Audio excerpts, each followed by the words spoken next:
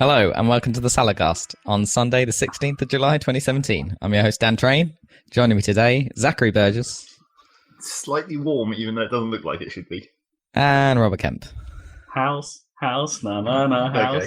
House. Yeah, it is, isn't it? It's like cloudy and close, wouldn't you say? Yeah, It's like it's humid. Close. It's like- Is that like close and regular, but with like humidity? Yeah, You never heard it's that phrase? the word I can't say I have, though. people use. Have you heard that, Zach? Close. Yeah, it's just like humid, I guess. Hmm. I don't know where that would have, the etymology of that is. Is it to Well, describe it's time for the It's etymology close. section of this podcast, as The we- usual. Yeah. The weather is close to us. Is it like the I don't know, maybe the representation of sweaty awkwardness you might get if you stood too close to someone for a while? Yeah, It'd be maybe. like- Yeah, it'd be because it's not like oh, when the weather when- feels really close. It feels Yeah. a little. Or maybe it's literally like the weather is close. Like it's like clouds are on top of you because of Close. the moisture is coming down towards the ground. I guess. But Yeah. you don't say when it's really fresh and windy and sunny day. You don't say, "Oh, it's so far. The weather's so far." It feels really miles away. It seems I can't even see the weather. The weather is a dot to you. It's fresher inside than it is outside.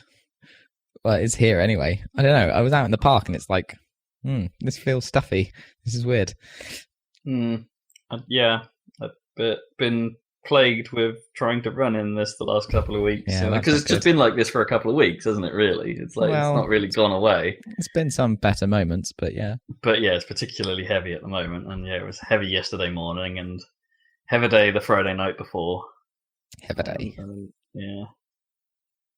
Heavy running. It's no fun. No, it's no good for running. That's for sure. Might be the. Although, I think it's like the humidity. I know it's just summer generally, but especially when it's more humid, it seems to be the likelihood of me getting bitten increases. Hmm. And so at the moment, it's every time I go outside and have a run and get sweat. Actually, no, it's entirely just my sweat, isn't it? That's what it is. Yeah. Bugs love my sweat. Although I actually What- did get bitten on Saturday morning before I'd even started running, so that's not good. No, that's definitely not good. What is it about? Do you think sweat attracts them? But you'd think like a wet, and maybe it's just like a wet surface is better. But you think if you were actually like covered in sweat, that would not be good for bugs trying to Yeah, well, attack yeah, I your don't know. skin. Is it, But maybe do it they- is good. Do they just like saltiness? Yeah, maybe they like the So sweat they- itself. I just love that. Because when it's humid, it just can't evaporate, right? That's or as Yeah, fast. yeah. So it just pools basically, and you don't cool down using your body's mechanism for cooling. I hate sweat. I wish I didn't sweat as much as I do. It's like it's my fatal physical flaw. Is Well, sweat would be good when you were running and it was like fresh or whatever, because it would cool you down. Yeah, I guess. And it But does. yeah, and hopefully it would evaporate fast enough that you wouldn't be like dripping. That's the idea. Yeah. To the point where the thing about running, right, is when you're running, you get just enough in your breeze in your face for it not to become a problem to your eyes. Yeah. It's like the moment you stop, you suddenly just get like a waterfall of horridness just come down between the gap between my eyes and my glasses. A waterfall of horridness. Yeah, and it's just like, okay, now I'm blind and my eyes sting. We're a sweatband. And I have seriously considered doing that. End up looking like a tennis player. Yep. You know.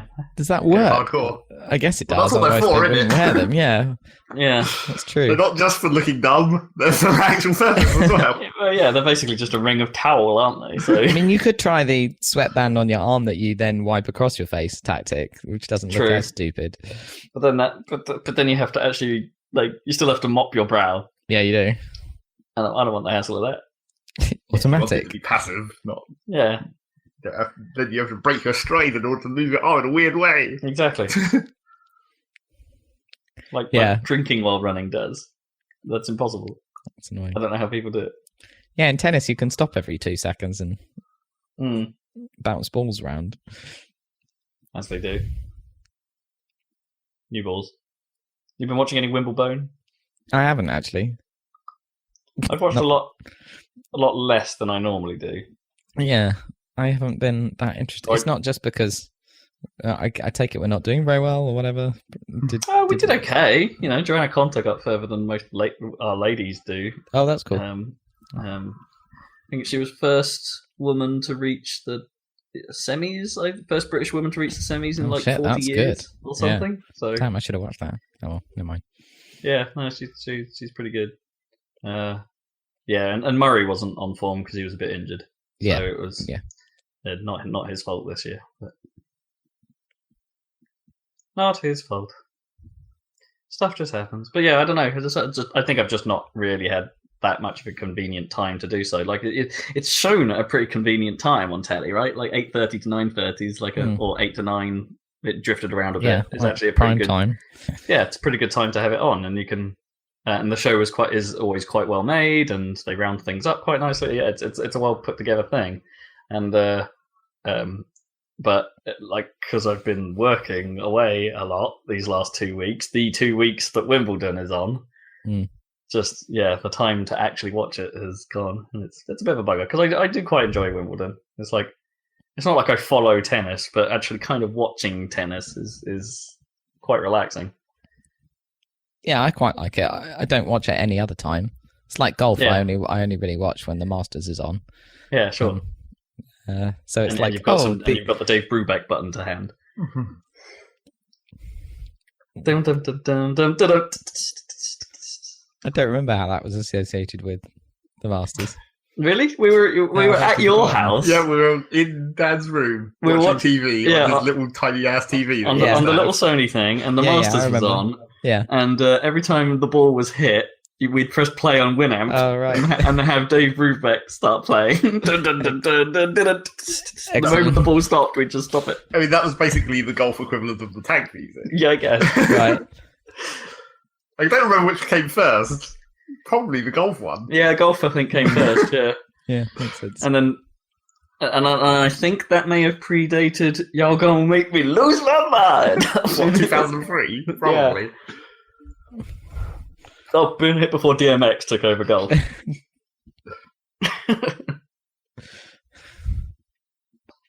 X gonna give it to you. I'd love whoever made that decision in EA Sports to put that track on as the title. That was definitely the most hardcore year, though. That was awesome. It was just weird because it suddenly that was like the start of Tiger Woods being being souped up. But that was the most hardcore year. And after that, it was like, oh, let's tone it down just a little bit. Yeah. Because I think they realised they had because that was like the second year of that form of Tiger Woods game, right? With that style of, it was like that was the year they realised they had got cottoned onto something with that control scheme. Making it cool. Yeah. Because Tiger Woods was cool at the time. Yeah, and EA Tracks had started to become a thing in general. Yeah. So they doubled down on that and made hip hop golf.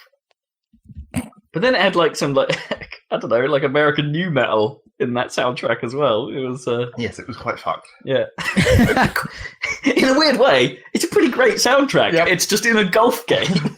That's so weird. It was bonkers. It's all gone downhill from there, right? It's not like there are any good golf games anymore, right? Well, not since 2 years ago, I guess, where it all went horribly wrong. Yeah, I'm not 100% convinced they're actually any worse, but they're just that game. I think the first Rory McIlroy one was pretty bad. Oh, really? Supposedly. I don't really know how. How could you mess it up? Yeah, that is the question. It's what did they do to actually screw up golf? It should just be like driving games. It should only just get prettier, and that's it. Because functionally, it's just golf. Yeah. Yeah, but that's not what happens with driving games, even, is it? The way they feel seems to be drastically different. Well, there is within a series usually. Well, in a way, Forza hasn't really changed much in terms of handling. Not since the last 6 or 7. No, arguably not since 2. No, but then Forza's nuances in the fact that every car feels different. Yeah. So it has. It's not that Forza feels different; it's that the cars you drive feel different, and which is how it's supposed to be, I guess. Yeah. I mean, theoretically, that should still just be an engine at some point. Theoretically, you should just be able to input stats of the car, and it should just automatically handle right. Yeah, exactly. Well, presumably that's they write their engine well enough. That's where they've got to. Yeah. Yeah. And they kind of had that almost since day one in Forza, so it's hasn't been too much for them. But yeah, golf. Like I don't know. What do you really do to change the feel? Like you just tweak how much the ball goes off. Like if you screw up your like left stick swing. Well, you can tweak the mechanics sometimes. Depends how fancy you want to be, because it's basically like the skateboarding situation where it's like you could theoretically do some crazy shit with golf if you wanted. Like some kind of weird dual stick swinging system where you have to like alternate fingers or something. Who knows? Well, I mean, that could be an interesting way of doing spin, right? Yeah. Like, what if you had to swing straight with the what left, if, like, the left and plan your spin on the right stick in a what if the similar left way? stick was just for, like, the physical act of swinging, and the right stick was, like, you could tilt the stick very slightly to, like, angle the club head, essentially. Yeah. that could be quite cool. Because actually it gets rid of... I mean... The whole spinning in the air thing was a way of keeping, I guess, the game being active, right? But it's also the dumbest thing in those games. Well, not really. I mean, the fact that you could change it at the last possible second was maybe dumb. Yeah, but I guess that should have been optional, right? They should have made it so like you can set your spin before you go, like so you're playing it properly rather than adjusting in the air, or. I don't know. Are they just trying to simulate golfers shouting "get down"? Is that what it is? Or like, and they really do influence the ball with their grunts and awkward looks against the windy backdrop. Windy. Just let you come to the end of that sentence. Tiger shot. And they also took that out, so you know. That wasn't really ever in it. That was like a one-off. That was like the first Tiger Woods game. Yeah. And that was like. But that was the funniest thing, because if you played as Tiger Woods, it was still a tri-click game at that point. And but if you played as Tiger Woods and it had the overpower thing on the tri-click thing, so it would have 100%, but it would go up to like 120. If you played as Tiger Woods, the overcharge bar would turn tiger stripes. Yeah, naturally. Like when you went over it, and and if you landed a perfect one, it just shouted "Tiger shot." What would they have for like Rory McIlroy? What would it just put like Paisley on there instead, and then be like McIlroy shot? I don't know. That was a terrible attempt at any kind of accent. It wasn't supposed to be an accent. It's just how would you say it? Like McIlroy shot. Rory shot. Doesn't quite have the same ring to it. Well, that's really what they should have done if they wanted to, like, Faldo. If they wanted to move away from Tiger in a more smooth fashion, they should have started having, like, all the famous golfers have special abilities that were related to their actual skills. I guess. Play as Phil Mickelson and have the best recovery shots ever because you can't fail. And this just in, he's activated the Pin Hunter. Is now on fire. Well, that should be one of the, like that should literally be in like his ability where you push a button and then like it just does a physics calculation where it's just like, okay, if you just hit it straight at this tree, it will casually shoot off sideways directly on the green.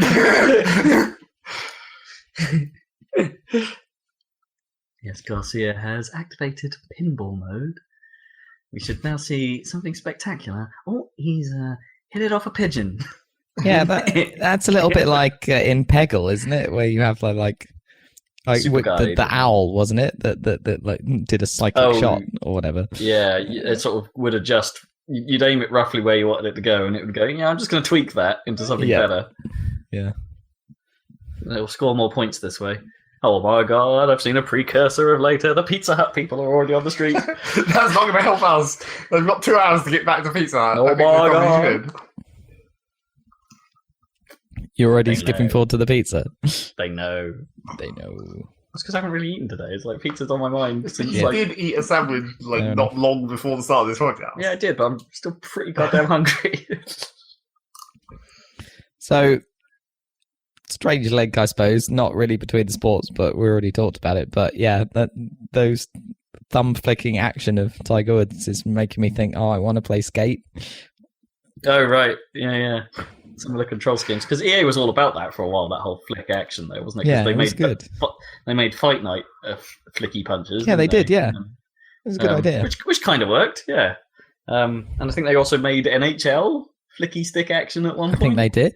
Maybe FIFA even. No, I don't know. I think they may have tried that with FIFA as a Didn't control really work. option, and I think it might still exist, but everyone plays with buttons. Right. Yeah. But I they think it tried worked with Madden pretty as well. nicely in Skate, the ollie, and then doing tricks off that using the. Because it made flick. the interesting thing with Skate is it made doing those things the skill. Yeah. Right. There was something about you having to be precise on an analog field of movement. It was how you had to actually do the trick that it was asking you to do. Yeah. And it's there was definitely a skill to that, which I never really got the hang of, in fairness. No, it was quite hard to do. But I could appreciate why they put that in the game. It makes Yeah. it sort of make sense for what they were going for. Yeah, I thought it was cool. I had quite a lot of fun in the demo of Skate, just doing street tricks. Yeah, the Skate Yeah. demo was pretty good on its own. The days of demos. Yeah, back I when think that was demos like a timed useful. demo as well. It was a Wasn't time it? limit in the level. It wasn't Yeah. like the Nintendo time demos where it's just like this Right. demo is going to stop working after 2 days or Yeah, whatever. or you could Yeah. boot it for 10 times. Yeah, or you and can move it for 10 attempts. Yeah, and then never use it again. Man, the number of demos we used to just manage to never play the full version of. I mean, the classic one was Shadows of the Empire, where they put the best level in the game in the demo. Yeah. There was no need to play the rest of it, and also because I think a lot of 3DFX cards had that demo bundled with it, Yeah. Oh, really? so that you could play a better version of that. What else had a ridiculous demo that you ended up just playing? I think we No, played the Command & I Conquer know- demo quite a lot. They had like 3 levels in it. Yeah. And I know we played the Screamer 2 demo a lot before we actually bought Screamer 2. That's true. We would like that because it was a pretty good racing game, and basically you got a whole 7th of the game if you just by having that one track. There was that mysterious time on Steam where I played the first Penny Arcade game demo, and it didn't stop, so it just let me play the whole game. Oh yeah, that was so weird. That was weird. Yeah, the restriction didn't kick in. It's just like, oh, the whole game's here. Let's What just carry on. The rain slick precipice of darkness. Yeah. Yeah, the first one before they really made it into a completely different game. Well, yeah, the first two were. Yeah, I haven't heard much about Penny Arcade lately. I guess they're still they're still going. going. It's still occasionally funny. Yeah, less so than maybe it used to be. I guess so, because it's sort of well-trodden ground now, I guess. And Well, except it's not even talking about the same thing any longer. That's maybe the problem. I guess not. It's not about video games any longer. Well, really. it is and it isn't. Sometimes it is, sometimes it isn't. And it's Do you still read it, Zach? Mostly. I check in every now and then as well. What about the And then go on TV a bit they of used to binge. do? Well, they stopped that. The PATV stopped Well, being a thing. They keep sort of doing other things that should be that, but they just keep rebranding it. Like now they do streaming a bunch, Yeah. and that's not really of under course. the PATV banner. It's just like, oh, we just stream sometimes. And they also did that thing for a while where they were doing the first 15 minutes of a game, Which they their totally equivalent of a quick look. Which they basically. totally nicked off game trailers, by Yeah. the way. Yeah.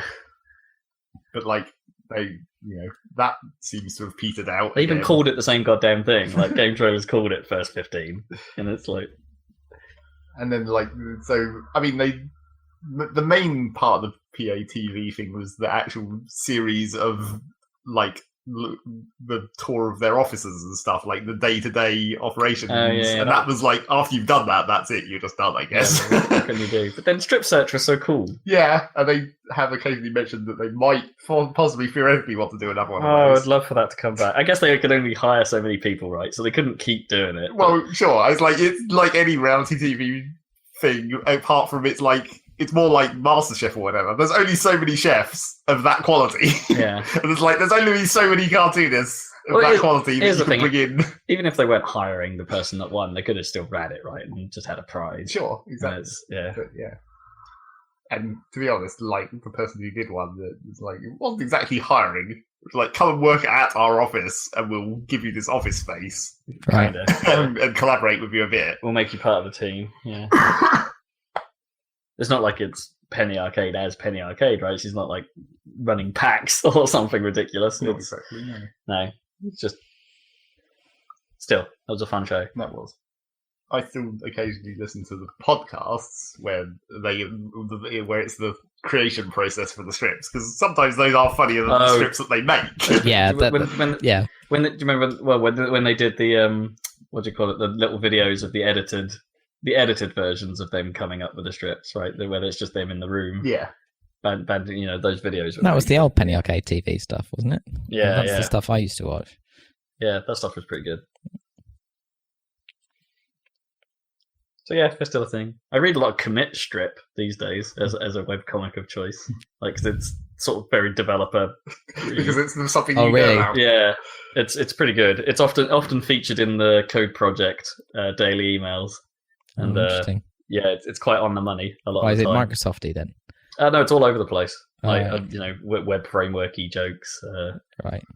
I just go for that. I am developer Twitter account. That's my main source of programmer humor. Developer. Although he seems to be quite web focused, so it's mostly jokes about how you spend all day configuring Webpack, which resonate with me. Webcomics. That's still a thing. Yeah, all I read now are dinosaur comics and webcomic name. You know, the meta one where it's like, no. Yeah. Yeah. Yeah, I don't know. I guess the ones I used to be most interested in sort of just fell off anyway. Like, BG Cats used to be my thing. Yeah. And they he post just like once every 2 years or something. Yeah. Guess he just ran out of inspiration. Ran out of effort, more like. He probably got a job. Yeah, exactly. That's probably what it is. Webcomics is a difficult business. Yep, definitely. Webcomics. I saw that. Speaking of comics, I saw that Spider-Man. Me too. I'll be happy for that to be done so that I can stop getting adverts about it. I haven't actually seen that many ads myself. Like, it hasn't crossed my path. No, I haven't. No. The annoying one for me has been the stupid fucking Dell advert for the laptop. Because those are always the worst. Oh, where it's see really... this laptop in the movie for like 2 seconds maybe. But that ad is especially... I have seen that one, and that is especially weird because they have to do a shout out to Spider-Man, yet the graphics they show are freaking Killer Instinct. Yeah, I was like, I recognise that, don't I? And then when I saw it again, I was like, oh yeah, that says Killer Instinct at the bottom. Yeah, and they don't have to do like a Windows shout out either, or any kind of like branding really there. They're like, there's a little copyright notice, and it's like, you're a Spider-Man. Killer Instinct. Yeah, that was strange. It's a very annoying effort. Yeah, it's not a good ad. But the film's all right. Oh yeah, I'm sure. Like, it's way better than those Sony ones. Yeah, it was pretty good. I really liked it. Than the amazing ones, anyway. I didn't like the amazing ones. I like the originals, but I only like Spider-Man 2. I'm the one that likes 3, so shut your face. I didn't like the first one. The first one's really good with Tobey Maguire. I think it's dumb. I liked 2 because it was like seemed quite self-aware. My favourite bit in 2 is when Aunt May is like, there's a hero in all of us. Like, wink, wink, nudge, nudge. Yeah. It's like, so I do know. I just can't tell you that I know. I definitely know. Mm-hmm. And I liked all the kind of meta stuff with the Spider-Man theme being sung by the crazy busker or whatever. Yeah, that's pretty classy. Yeah, that stuff was quite good. And Doc Ock is the best Spider-Man villain, obviously. Wouldn't you agree? Yeah. Dr. Octopus is the best one. Basically, how many other ones do you actually know? Well, it's like Vulture is one of them. That's the one in this one. And that is the first one. He sucks. Yeah, he sucks, yeah. Mysterio. Yeah. There's a whole bunch. Electro. They did Electro, didn't they? Obviously, there's the whole Venom thing. Sandman. They did that. Sandman. They did all of that in one film, but it was it was insane. That's also why it's bad. Yeah, very bad. I'm not a fan of 3. Anyway. Oh, I think 3's hilarious.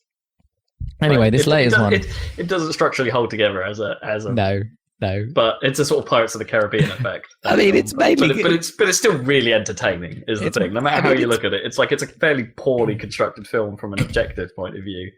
The main strength of 3 is that it's totally nuts. Like the whole insane like emo phase and the like dancing scene and everything. I love that whole bit. Stupid. I love that whole bit. That it's like, what the fuck is going on? That's the only good thing about it, is that it's bad in a good way. Yeah, it's definitely that. But yeah, I love it for that. It's like it doesn't. The film doesn't care. No, obviously, and I love that. Yeah, so there's this one. Well, yeah, I thought this one, wasn't as good as those Heights, not even close. But it's. I don't know. I think it might. But it's still the best one for me, maybe.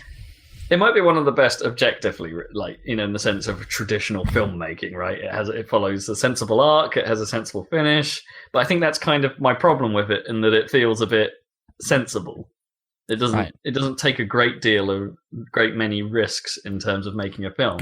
I think it takes a number of risks. I think it takes risks in terms of the characterization of Spider-Man, in the sense that it's nothing like any form of Spider-Man before, really. Yeah. And I think that's real interesting. I mean, but some ways it's more like the comic Spider-Man, I would say. In some ways, yeah, but then Amazing Spider-Man was supposed to be fairly close to the comics in many ways as well. Yeah, other than Garfield. But other than Spider-Man himself, actually, I don't have a problem with Andrew Garfield. I think they were just no. Well, the characterization of Peter Parker was just bad. It's not. Yeah, didn't really work. Whereas this one works, and they change just enough. They have enough twists and enough weird variants on it that makes it conceptually interesting. But as the flow of a film, it's kind of predictable, if you know what I mean. It's like, I don't even think they do the jokes that as strong as they are elsewhere in Marvel. I don't think they do. Really? This was like the most pure comedy Marvel film I've seen, even more than Guardians of the Galaxy. It's a comedy film. Apart from Guardians, I would argue it has more joke, not better joke. Right. If you know what I mean. Okay. It's a quantity over quality thing with with this one. Right. With the exception that Guardians obviously gets both of those. It gets more better jokes. So it's I don't know. There was something like, it didn't feel like quite as the whole Spidey talk back thing. The whole I don't know, how would you describe that? His sort of his banter, I suppose, didn't feel quite on point. He's always had that. Well, I mean, he's meant to. I mean, he's had it, and it's been cheesy, but it didn't feel quite so. I mean, in the comic, that's his part, his character, isn't it? Wisecracking. If anything, that's what they used to call it. Wisecracking, that's the word, yeah. If anything, it felt less witty than I think even it has been in the previous versions of Spidey, the previous things we've seen. It's like, it's clearly...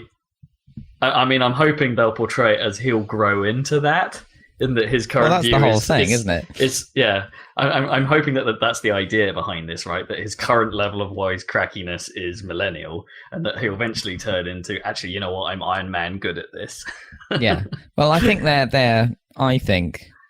their overall strategy is that Spider-Man Robert Downey Jr. will retire from these movies, and Spider-Man will be the leader of the Avengers in like five lots of films time, probably. Like, it's going to take a while to develop his character, because right now he's like useless. Not useless, young. But yeah, exactly. But that's the idea, I guess. That's what they're playing it like super long, because they're super confident now, and no one's really done this. Like, I'm trying to think of a film where they had enough confidence that they could develop over a long arc, and the only ones are like Harry Potter, because that there are 7 films to come, and you can start with a literal kid. Yeah, I can't think of anything else where you can do that. I mean, the risk to all of this is that I think Sony have already kind of, like, the rumors are already flying that Sony kind of want out of this partnership already. Right. So it's that, and that Spider-Man will fall back into their hands. And it's like, really? Why would you do that? Like, they've done right by Spidey, and your last attempt was generally panned. Yeah, we'll see. Yeah, I think obviously Marvel wants to integrate him into MCU quite Yeah, of heavily. course. So yeah, He's a classic. He's a heavy. I mean, he is And- the Marvel superhero. I think he's number one in Marvel comics. Who would be number two? Like, I guess. no one really knew who Iron Man was. Like in the general, if you're a comic fan, you knew Iron Man, but most people they knew Spider-Man and Batman and Superman, and that's basically it. I definitely Maybe X-Men. I mean, I Wolverine? guess I've never been much of a comic-y person as in actual reading the comics and never followed it too closely as a kid, but I definitely knew of Iron Man and Wolverine definitely stood out simply because of the cartoons. Yeah, definitely Wolverine. Um, Yeah, they're the big ones, aren't they? yeah. And I had a Spider-Man game on the Game Gear, which Captain helped, America. so. I knew of from comics and stuff, but he was from like the 40s, like like Superman. Yeah. Anyway. Yeah, that film's alright. I want to see it develop, I think, more than I enjoyed. I think I came away feeling better about it, about the ideas, than I did the film itself. Which is probably a good thing, because that makes me hyped for what comes out next. Which is ultimately all a marketing machine needs. Pretty decent job with the villain in this one as well, because they started with the villain and gave him some motivation and stuff. It was a bit better than usual, and obviously it was like a meta joke to use Michael Keaton, who'd not only played Batman but also played Birdman. Yeah, that's really good. Also, he's great, and yeah, he is great. I mean, spoiler alert, I guess. Be careful here. It's good that they didn't totally murderize him or remove him from the picture like they do in almost every other villain, Yeah. It's good that they made him not throwaway. Yeah. So that's nice. Did you enjoy the post-credit scene, the very final one? The Captain America one? Yeah. It's funny. It's very Deadpool. Yeah. Well, so that's what it made me think of. It's like, it's quite Deadpool, this. Yeah, I guess. Yeah. Oh, it was good. I enjoyed it. Yeah. I enjoyed it. Still haven't been to see Edgar Wright's new thing. No, I haven't seen Baby Driver. I really want to, but yeah. I missed Guardians of the Galaxy 2. Like, it was out at the cinema by the time I got around to wanting to watch it. So I don't want to miss this one. Watch it when it comes out. Yeah, definitely. But Baby Driver, I'd quite like to see in the cinema, if I can. Although I'm not convinced it's going to be like. It's got really good reviews, but I don't know. From what I've seen in the trailer and stuff, I think I'm not sure I'm convinced by that. I don't know. I think it might be up the street because it's a style and feel. Oh yeah, it'll definitely be good. It'll definitely be a good watch. I like Edgar Wright. Yeah. That man has done no wrong in my eyes. So. I can't think of a bad thing he's done. Also, Scott Pilgrim. No. Well, I mean, so forever Scott Pilgrim. Some people don't like The World's End as much as the other two, but sure, but it's still a good film. It's not as good. But it's not. I would agree that it's not as good as the other Cornetto films. Yeah. But it's still pretty good. Yeah. Film news. Yeah, because we don't have any video game news. Yeah. What's going on? There is no news. There is no news this week. E3 happened and then everything stopped. E3 happened a long time ago. Yeah. And then nothing's happened since. I don't know, literally, we trawled the internet for everything that's happened in the last 2 weeks. And do you know anything, empty. Zeg? You got anything you've heard? I don't think so. Oh. I mean, unless you want to consider that some of the stuff you've been playing is newsworthy. Sure, but that's for the later section. Yeah. So one thing that we noted was that there was a rumour of Bayonetta 1 and 2 possibly coming to Switch, because there was a promotional image posted to a Twitter account which showed the images from Bayonetta 1 and 2 were on a background that were the colours of the Joy-Cons on the colourful Switch. See, I'm not 100% sure that particular detail means anything, because the colours of Bayonetta 1 and 2 were red and blue anyway. Right, well, there you go, yeah. But they were juxtaposed in a way that sort of perhaps suggested they interlocked in a sort of Switch controller thing. But maybe. Are they the right way round? I don't know. I'm not even sure that's accurate as well. They were top and bottom, so it didn't really... Yeah, they were sort of rotated, so there was rotational symmetry, I guess. I mean, but all that aside, that seems like a no-brainer. Like, Yeah. Bayonetta 2 is one hell of a game, and there's a number of track records to follow here. Like, Bayonetta 2 was a hell of a game, but released on a console with not a big install base. It would make 100% sense for Nintendo to and Platinum to work together to get this out on Switch, right, and give it another lease of life. It's a fantastic game, and it can only do better on Switch than it did before. It's going to happen, and every time Platinum have teased something thus far, it's turned totally out to happened. be a thing. Yeah, that's true. So yeah, it's totally happening. Guarantee it. And it will potentially be Game of the Year again. No. That's a good question, whether we can start putting like re-releases and remakes into the Game of the Year stuff. I think generally, like, if it's just a straight re-release or a remaster of the original game with no real gameplay changes, then no, you can't, because like Vanquish, no, not included. No. What if we didn't play it the first time? No, we count that as like No. we have that category in the Game of the Years now for like old game, don't we? Like discovered game. Yeah, that's if we are doing it not for just the last year, the previous year. I think it's potentially like it's not one of those awards you really want to spend too much time on, but it could be like, here's our discovered Game of the Year. Here's our, unless we wrap the whole thing into like a giant bomb style old Game of the Year sort of category and be like, here's what we, because we want to do like, here's what we missed from last year, this year, or and then there's like here's the older list award, or do we just roll that all into one? Anyway, generally I don't think you can consider re-releases or remasters in there unless they're significantly different. And how significant is significant? Exactly, I know. It's an argument. It's like that again, I shouldn't reference other people's work, but the whole giant bomb thing with Res Infinite made total sense to me. It's like, it's a re-release, but they added a little bit. Does that count? Not really, but it's still new stuff, and the new stuff's really good, so what do we do? Well, eventually, at this point, it seems like there'll probably just be an entire category where it's just like re-release of the year. I mean, that would be fair. You could definitely do that.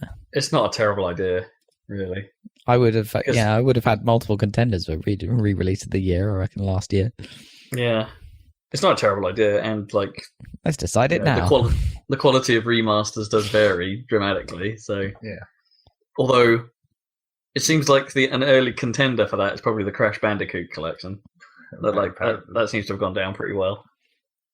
Full Throttle. That physics. Oh well, yeah, they changed a couple of bits, but yeah, it seems like it doesn't really affect the gameplay. Yeah, Full Throttle came out this year, I suppose. Didn't really hear a lot about that, really, other than it happened. Yeah. Well, I enjoyed playing Day of the Tentacle remastered, so I should probably give Full Throttle a go. It's not very long. It's the same sort of job they've done to it as well, isn't it? It's the same deal. Up-resed all the original graphics. Yeah, it looked really good in Day of the Tentacle, so I think. And it's a cool game. It's a weird game. Full Throttle. Never played it. Really don't know a lot about it. It's the puzzles are really hard, I think. Anyway. Yeah. Apocalyptic biker Mad Max. Yeah. Yeah, it's a weird, cool universe. Moving on, I suppose, from remasters. Well, actually, I'm trying to think what other remasters have come out this year that would be noteworthy. Bayonetta? Oh, yeah. Well, when it comes out, if it comes out. No, Bayonetta on PC, I mean. Oh, right. Do we even call those remasters, really? I mean, it's all the same content. Yeah. They're just, like, because it's on PC, it's not frame capped. Or resolution capped. In the same way that Vanquish isn't. Mm. It's like, I'm not 100% sure that it's not a remaster, but it is a re-release, I guess. Yeah, other than that, I don't know. Yeah. What else is going on? You still Anything? can't buy a SNES Mini, obviously. Yeah, boy. Although my friend managed to get an order from Argos, apparently. Yeah, apparently Argos got one of the largest amounts of stock. Yeah. Like, it seems weird. He said he was using like a service that tells you when, alerts you for stock. So, so I'll see about that. I don't know if I'll bring it into work, but yeah, he's a big gamer. He's always telling me that he's managed to get like top in the world on like certain GTA Online heists. It seems to be his thing. He's always getting beaten by 1 second and having to go back and do it again. Great. Like, are those online heists of reasonable size? Then I think so. Yeah, I don't know. I've never played GTA Online. There's tons of content, obviously, because they're still selling that game. Like that was like #1 selling game in UK recently after like 5 years after it came out. Yeah, I heard that. Although in theory, they're still making money out of it. Otherwise, they wouldn't have been so harsh on the mod scene. Oh, they're definitely making loads. I guess that's sort of news. Did we talk about that before? About about Take-Two versus GTA 5 mods. Well, they've let open for Live, right? So it's not total. Yeah, I don't know what's going on with that. Yeah, they did kind of back off, but they have had to put down some fairly strict rules. And it's like, if you break these again, or I don't know how they stop that really, because it's like if anyone can mod the game, then they'll put stupid stuff in it, right? And then it's just a question of who can distribute that then becomes the problem. So there will always be a way. I don't quite know. Yeah, it's a weird one. That whole situation was a bit odd, a bit backwards thinking. Just a bit lawyered, I suppose. Lawyered. You've been lawyered. Yeah, I don't know. Come back around. I really want one of those SNES things. I don't really know why, but it's just that's the thing. But it is cool, and it's like I just don't get what Nintendo's intent with these things. No, it's weird. It's like a weird little promotional thing, but at the same time, it's like quite a lot of effort must have gone into it. And then they only make some few, and then I don't know. Although it's expected that this one a bit less effort went into this one because they, it's assumed that they're using the same hardware to power this thing inside the case. Then for the NES Mini, so they probably haven't had to redesign too much. But still, I don't quite get the intent was like because if it was like when it gets released, if it was like hey, here's a way of building interest in Nintendo for the holiday season, it's like they've kind of failed because the interest is right now trying to get hold of the bloody thing. And if you can't buy it then, like, does it have that effect? Like, I guess not. Like, there'll be a couple of news posts saying, here's this thing you can't have, and everyone will just be annoyed. It's true. Brr. I'm annoyed anyway.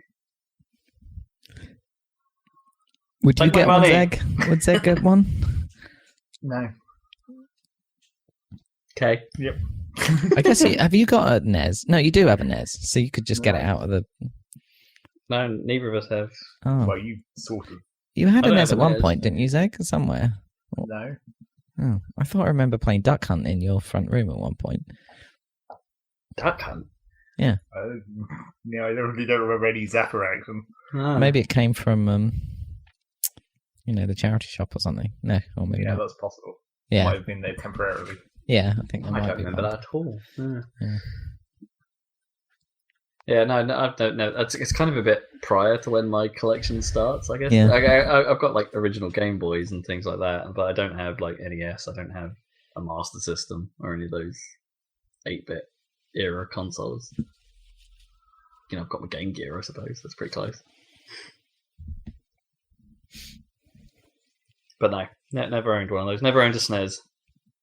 It's always been sort of like, I've got 2 Mega Drives, but I don't have a SNES. So, but yeah, I've always sort of wanted one. I think it'd be a cool thing to have. It's just a nice looking console, right? And it's quite an important console.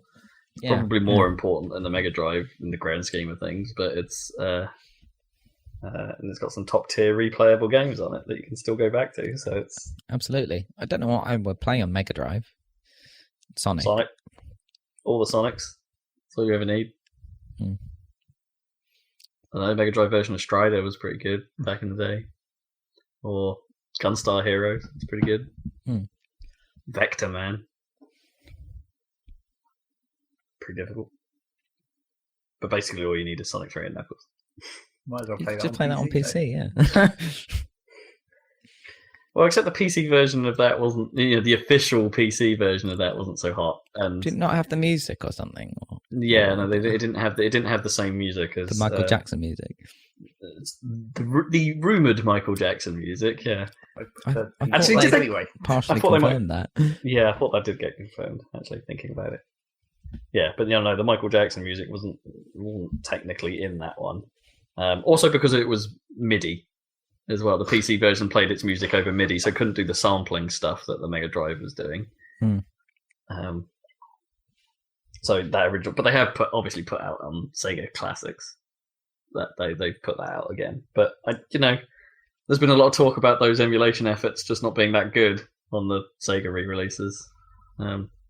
I can't say I've experimented with that stuff, but the Sonic 2 re-release on the 360 was fine. So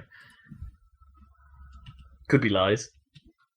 And the versions that were in, I had the Mega Drive Classics collection on the 360 as well, and that stuff all seemed fine. So.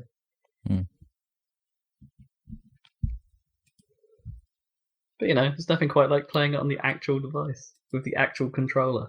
The actual terrible frame rates and lag. Yeah. It's a special part of the experience. Mega Drive versions of the Micro Machines games are pretty good as well. Micro Machines 96. Play it on PC. Except not 96, I guess. They had two. Yeah, which is pretty much the same. Yeah, more or less.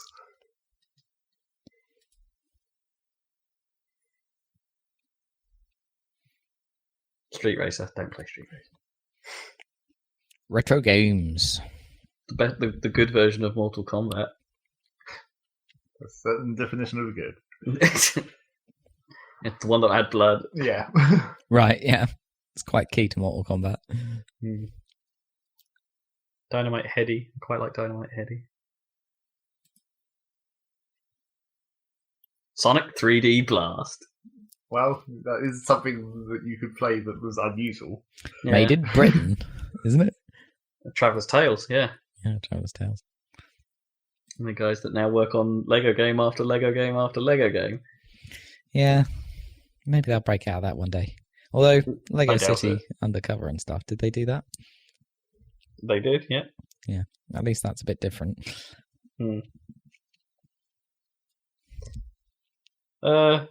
Yeah, we're padding here, aren't we? Yeah, we're out of news. Yeah, so it's time for what you've been playing, I think. Cool. What have you been playing, Rob? Me? No, Zach. Yeah, surprisingly, for not having had that much time to play games over the last couple of weeks, I seem to have played a somewhat wide variety of games. Sweet. Like I've played I've played small stints on lots of games as opposed to long stints on Zelda. So I've pretty much played the entirety of Formula Fusion now. Right. No, cool. That hasn't taken me very long. Okay. Because it's not a very big game. It's and it's not a very difficult game, as it turns out. So I'm already in the elite class of that. Really? So I'm at the top speed of it, and don't get me wrong, it's pretty quick. And the track design, I think, does get more difficult as it goes on. But it's one of those games that when you sort of learn the tracks a little bit, then it's actually not that tricky to win. Yeah. And it's boy, it's This is a really hard one to explain Formula Fusion because I had and last time I mentioned it, like when I'd only just started playing it, and I already had my doubts at that point. But having messed with it for quite a bit longer now, it's like those doubts are still all there. In that I'm just not sure about it in any real way. I haven't really got a solid opinion on it. It's always very middling in kind of everything. Like, I don't know. There are times where I think the handling is just a bit boring because it's not as floaty as Wipeout and it's not as direct as games like Fast or F-Zero, for instance. So it's sort of, again, it's another one of these middle ground AG races. And it's... and in fairness, that handling does come together a bit more as the speed increases. But at the slower speeds, you're just sort of left wondering, I'm not quite sure what they were going for here. Because it's so easy at the slower speeds that you're just you can't quite get why they bothered. Yeah, because in Wipeout, even on the slow speed, it's pretty floaty and stuff. There's a knack to getting used. The weird thing about Wipeout games is that the physics rate, the rate of physics, kind of gets faster, sort of, as the game. Like, it's almost like the classes are like a game speed modifier, not the ships go quicker modifier, right? Because everything gets more effective. The brakes get more effective. The only thing that doesn't get more effective actually is gravity. In the bits where you're off track in Wipeout, like that still remains the same. Everything else sort of gets faster, which is fine. That works for Wipeout. And it sort of it works the same way here. As things get more rapid and get faster, you can sort of understand the track design a little bit. At least of the early tracks starts to make a bit more sense. But then equally, I don't think any of the tracks in that game are particularly designed for that game. It has this weird disconnect between the track design just seems bad. It's like, like how most real world circuits and most racing game circuits have a nice balance between here's a tricky set of turns and here's a breather. Here's a straight to enjoy. And even even if you're just talking about spectacle in some in the other good AG races, Fast does this very well. F-Zero has always done this pretty well. Even the early Wipeout games do this to some extent. There's something to look at on the straights. There's some reason to be where you are, and this doesn't do that. It's like it's almost too. Most of the tracks in this are too like here's a turn, here's a turn, here's a turn. Have another turn. Why don't you have a turn? Just constant barrage of turns, and it's like and it doesn't actually make it that fun to play.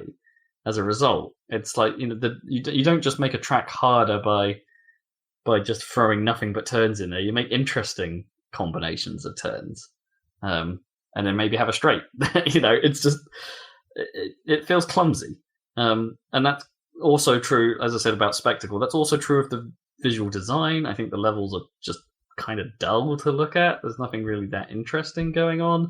The majority of them take part in crumbling cities, and it looks like the grimiest bloody league you've ever seen.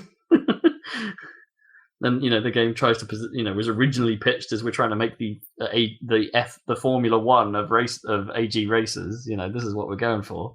It's like it doesn't feel like any of that.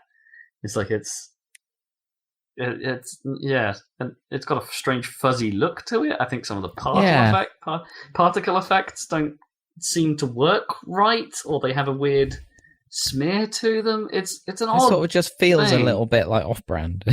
Yeah, well, very much so. And it's like I don't think that the fact that they've brought the Design Republic on this, I don't think that's even really used that much.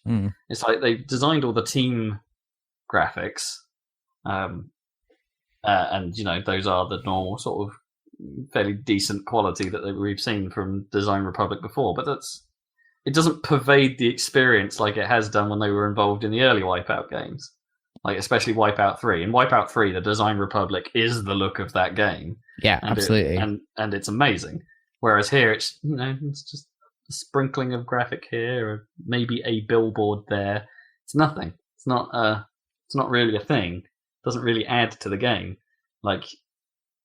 I would say that Wipeout HD and Fury and even 2048, they have way more personality than this does. And Wipeout games are traditionally quite stoic, right?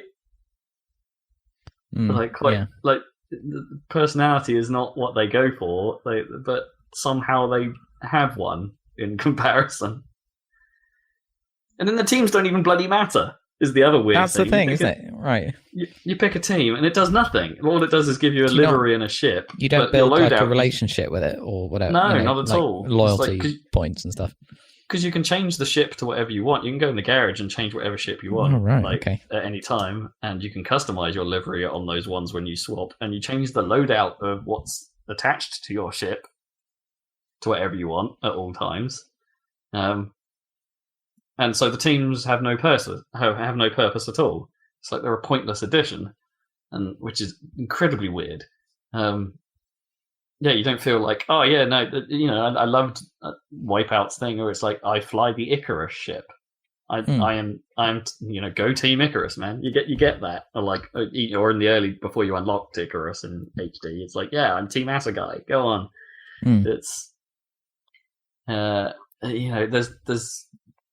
there's zero of that here. It's just a weirdly constructed thing, and it's weirdly constructed in other ways as well, and that the menu doesn't work very well, and it's like awkward to navigate. And if you're trying to edit loadouts, you load a loadout back in, but in order to save it, you don't in the same slot that you had before. You have to type the same name that it had before, and then it suggests to overwrite it. It's just clunky. Yeah, I don't know. It's not, all of this is negative. It's not a terrible game. It hangs together, and I have wanted to get through it, but it's just nowhere near. Red Out, I think, which I was a bit somewhat meh on, but then grew to like. It's got more than this does. It's got more to it. It's the better produced package. It knows exactly what it is, and then fits into that role. Whereas this, I just don't know it. I just don't think it knows what it wants to be.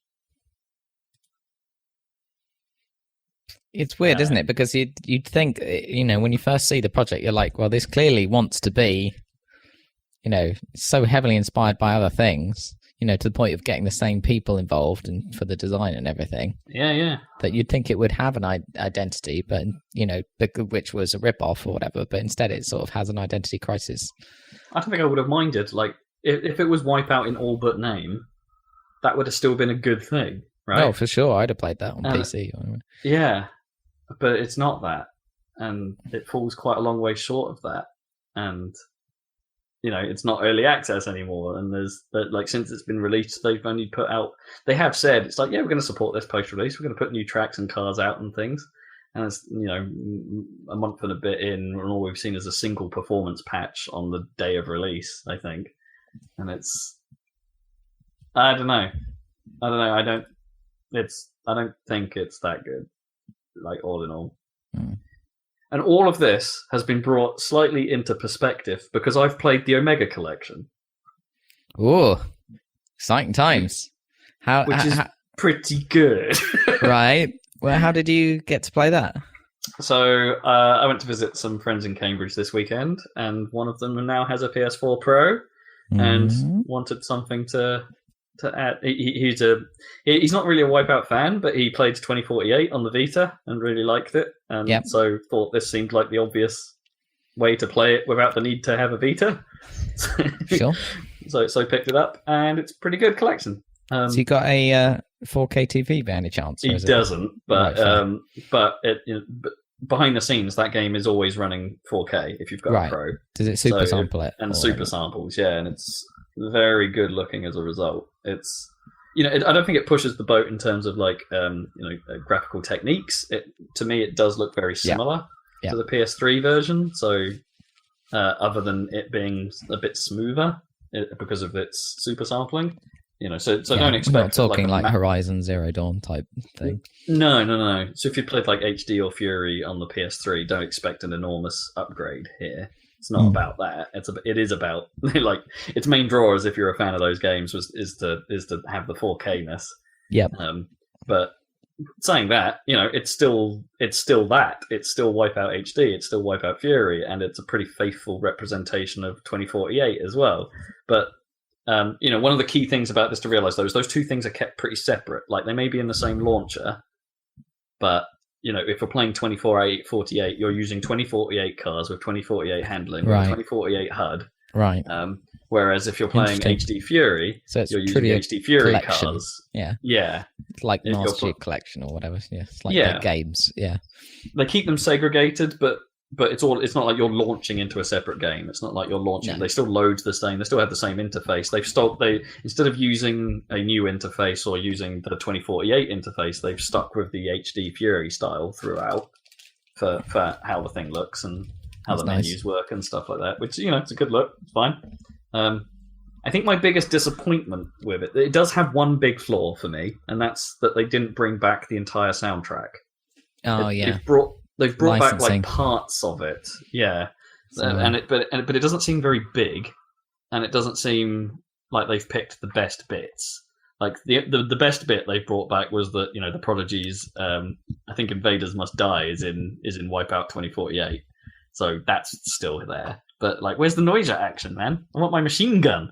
And it's like, that's a hell of a song, and like they advertised Fury to that song, and it's like, to me that's that is the song of Wipeout Fury, and it's not there as far as I can tell. It's early days, he didn't have a lot of stuff unlocked. He hasn't had it very long, but still, I don't think the soundtrack expands like that. So that was a bit of a bummer. It's like, so because since day one, Wipeout has been its soundtrack as much as it has been its gameplay and its look. It's like it's one of those things where the whole package matters, and I think the soundtrack is a bit lacking on this one. Yeah, I mean, it's an important part of Wipeout. But then you could just as easy. The PS4 supports that whole background music thing. Is there so you could just fire up a Spotify playlist of every Wipeout song ever made and just have that running. Has it got the Cold Fusion stuff in there, or is that not there? No, it doesn't. I mean, it never did. But I mean, HD and Wipeout 2048 never went back that far. Right.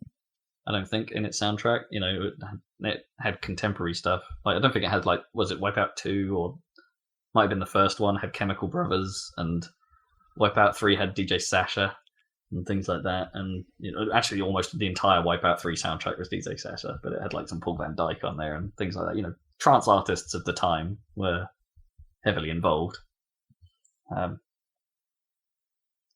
Where even Wipeout Pure was getting into breakbeat, which looked like it might be a thing at the time. Pulling in Stanton Warriors and acts like that. The soundtrack has always been kind of the time, and I don't know if this one doesn't feel that right. So yeah, but it's a good thing. If you haven't played any of those games, I can't not recommend it. It's and if you've got a 4K TV, that seems like a no-brainer. Yeah, get that and see how good it looks, because it runs at 60 the entire time as well. Is the other thing. I want to play that. And apparently, even if you put 4 players on it, it still runs at 60 in 4K. Yeah, it's pretty great. That's pretty great. Yeah, that was awesome. And I've also been playing Wipeout Pure. Oh, right. Yeah, on the emulator, right? On PPSSPP. Not quite as much detail as... Yeah. Which is also a fantastic Wipeout game. Wipeout Pure is brilliant. I loved Wipeout Pure. It's so much slower. I didn't realise this, but it is so much slower than where the series ended up. But it's still a good feeling game. It's a bit more, you've got to get your turn right style feel to it. It's less. I think Pure is actually less forgiving. Yeah. Than where the series went. Time trials are pretty good in Pure.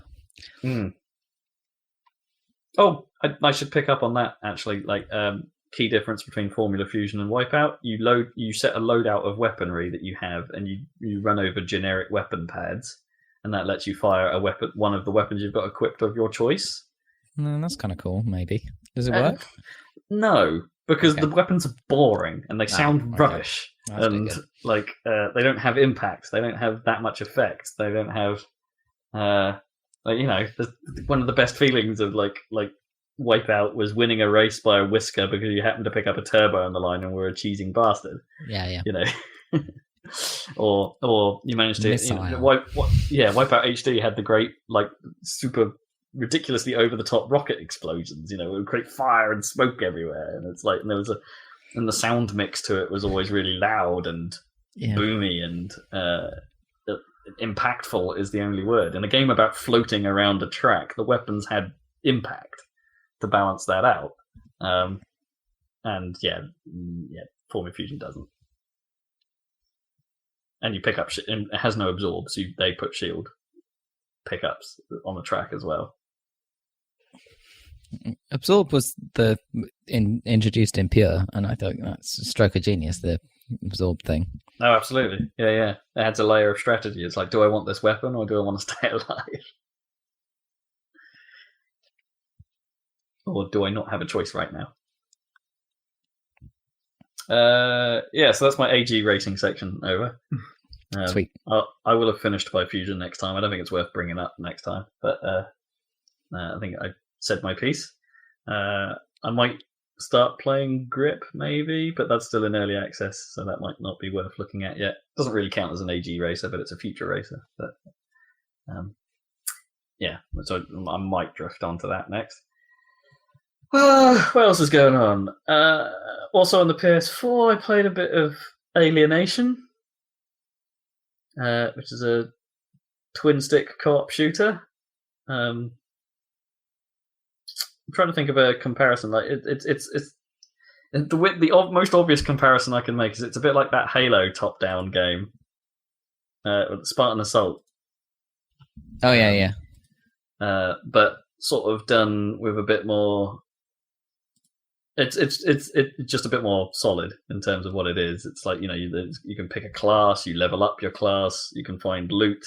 The loot, it has variable stats. You can re-roll the stats for the cost of resources. You can, you know, it has a slot system which you can power them up. You know, there's a sort of meta to it that's quite entertaining. It's it looks nice. It's got to be said. Like, it's got some pretty nice effects. Like when you kill the mutants, they have a nice sort of wispy spurt of, I don't know, I guess black blood that comes out of them that kind of like just floats off in the air like ash in the wind, and explosions. They've got loads of bright sparky particles going on. It's actually a pretty good looking game. But ultimately it's one of those. It's like it's a top down twin stick shooter with weapons, like weapon switching and grenades and some character abilities, and it doesn't really get any deeper than that as far as we can tell. But it's quite a addictive co-op experience. You can just keep going and lose track of time, as we did. Alienation. It's all right. That's all I've really got to say on that. What else have I been doing? There is more, but I'm starting to get to the point where I'm forgetting it.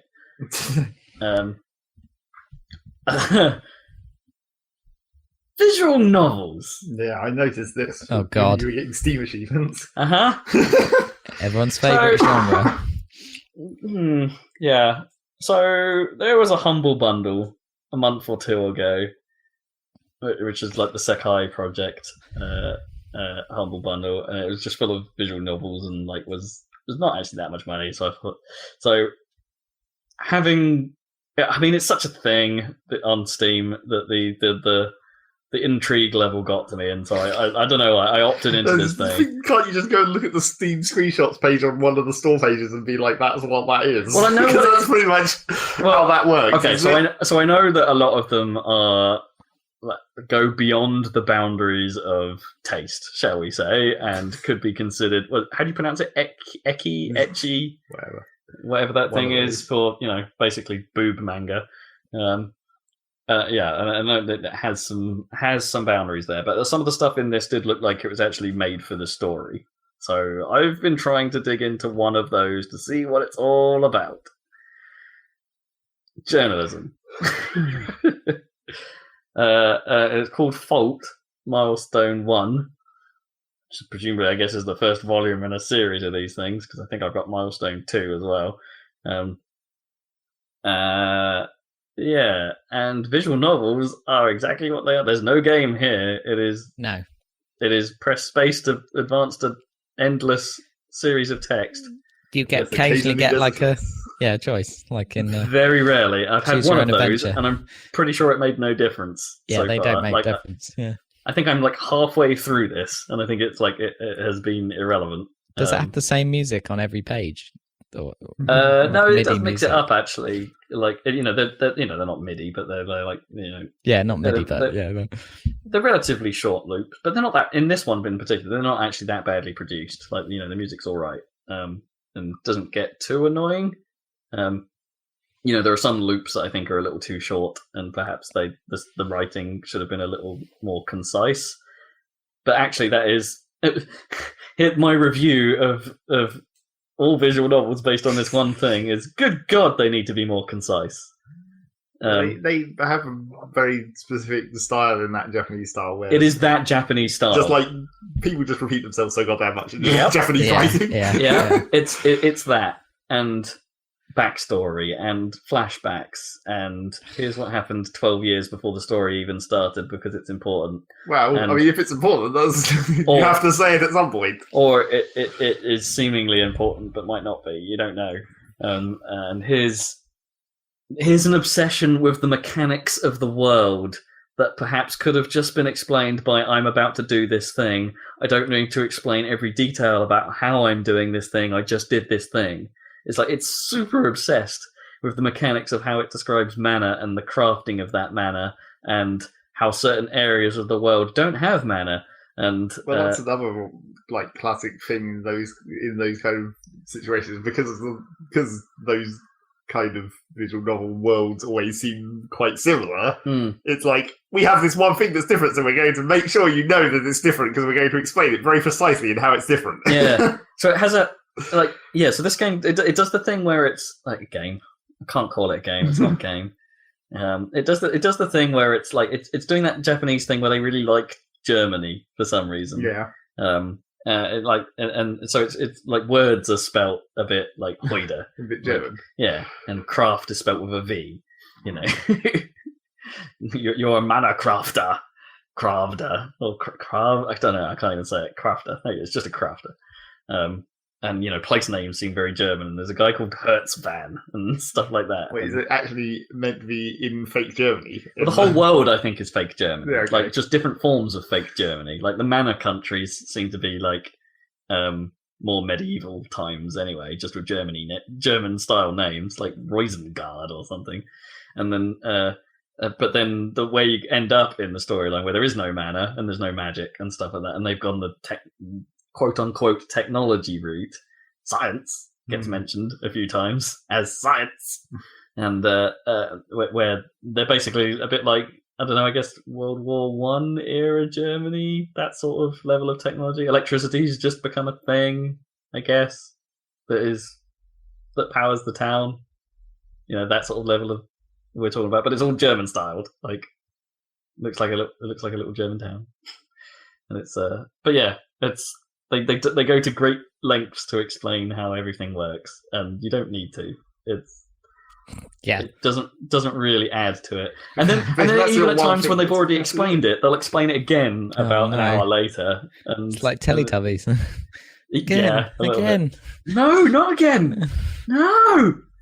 So they really, again, it's a very Japanesey thing. I get that, but like it just doesn't translate very well. And I'm hoping like the translators could have just taken it upon themselves to write it better. But maybe you can't take it out though, because that will make it too short. Spoiling the art, I guess.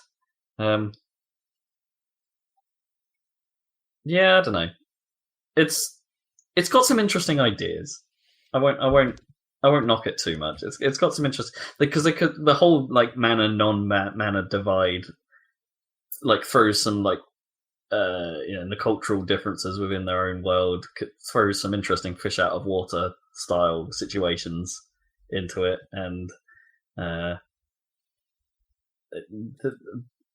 but perhaps they could have done more with that necessarily than it being I don't even know what to call where the story has gone. It's not where I thought it was going to go. It starts with like a mana-infused assassination attempt on a princess, and then they accidentally teleport themselves to the non-mana area of the world through an over-explained mechanism that is broken.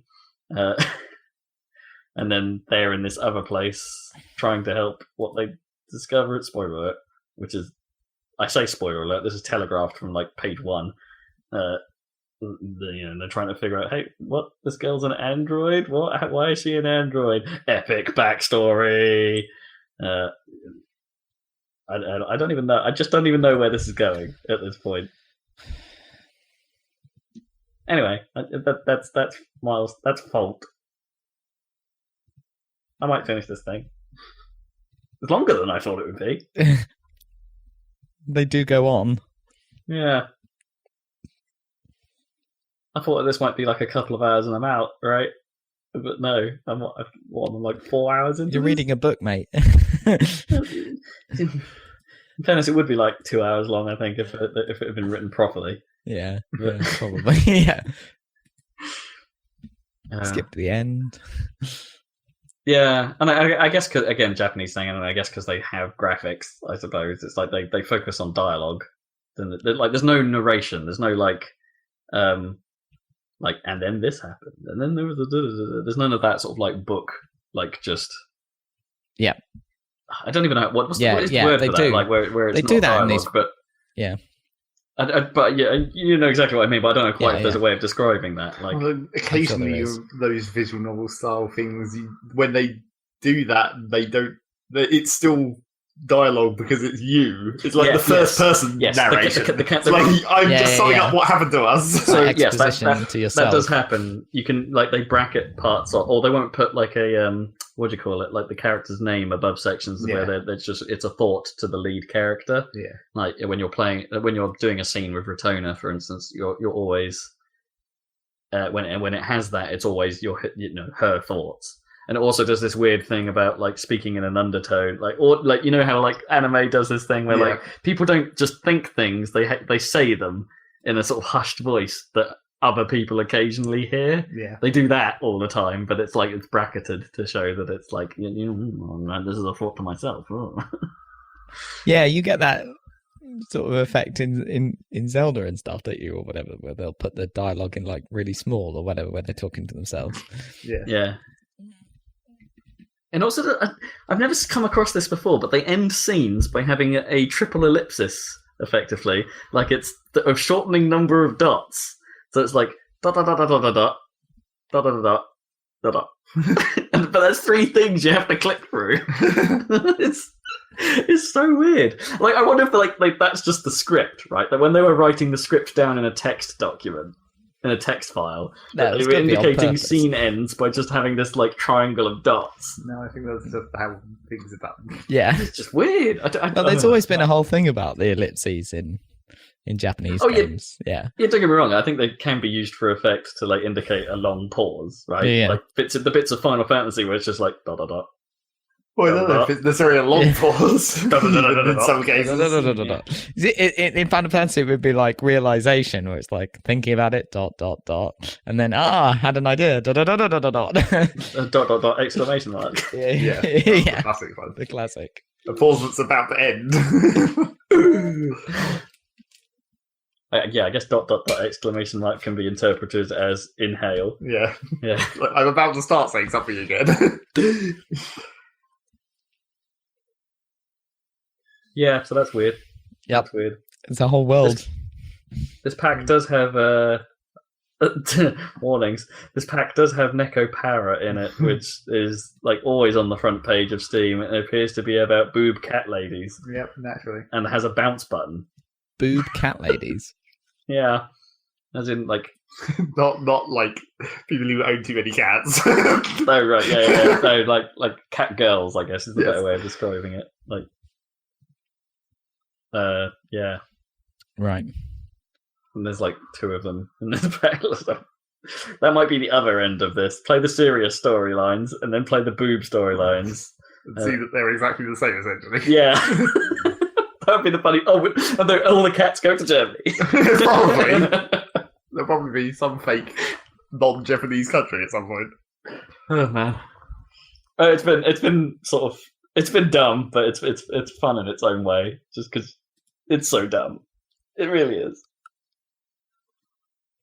Just watch some bloody anime. I tell myself. Oh man, I'm done. That'll do me. Okay. Cool. No. Zach, what you been playing? Well, I played some more of that Minecraft mods. That's Minecraft. Mod pack, I guess. Not really a mod. There's a whole shit ton of mods. Actually, when I went and looked at the mod page, it's like 139 mods are installed. Yeah. And I was like, Whoa. shit, Jesus. Some of Is them are this a incredibly whole tiny. thing where there are lots of like curated collections of mods? There are. That's why I had the whole problem with like it wanted me to install a separate launcher because there's basically launchers that manage these ridiculous mod packs. Mm. Right. But I was like, I can do this myself if I can just get a hold of the files, and then I found a way to get a hold of the files, so it was good. Didn't have to create a new login and download some other bullshit. But yeah, I played some more of that. Unfortunately, it's getting to the point where it's just like it's too laggy. Right.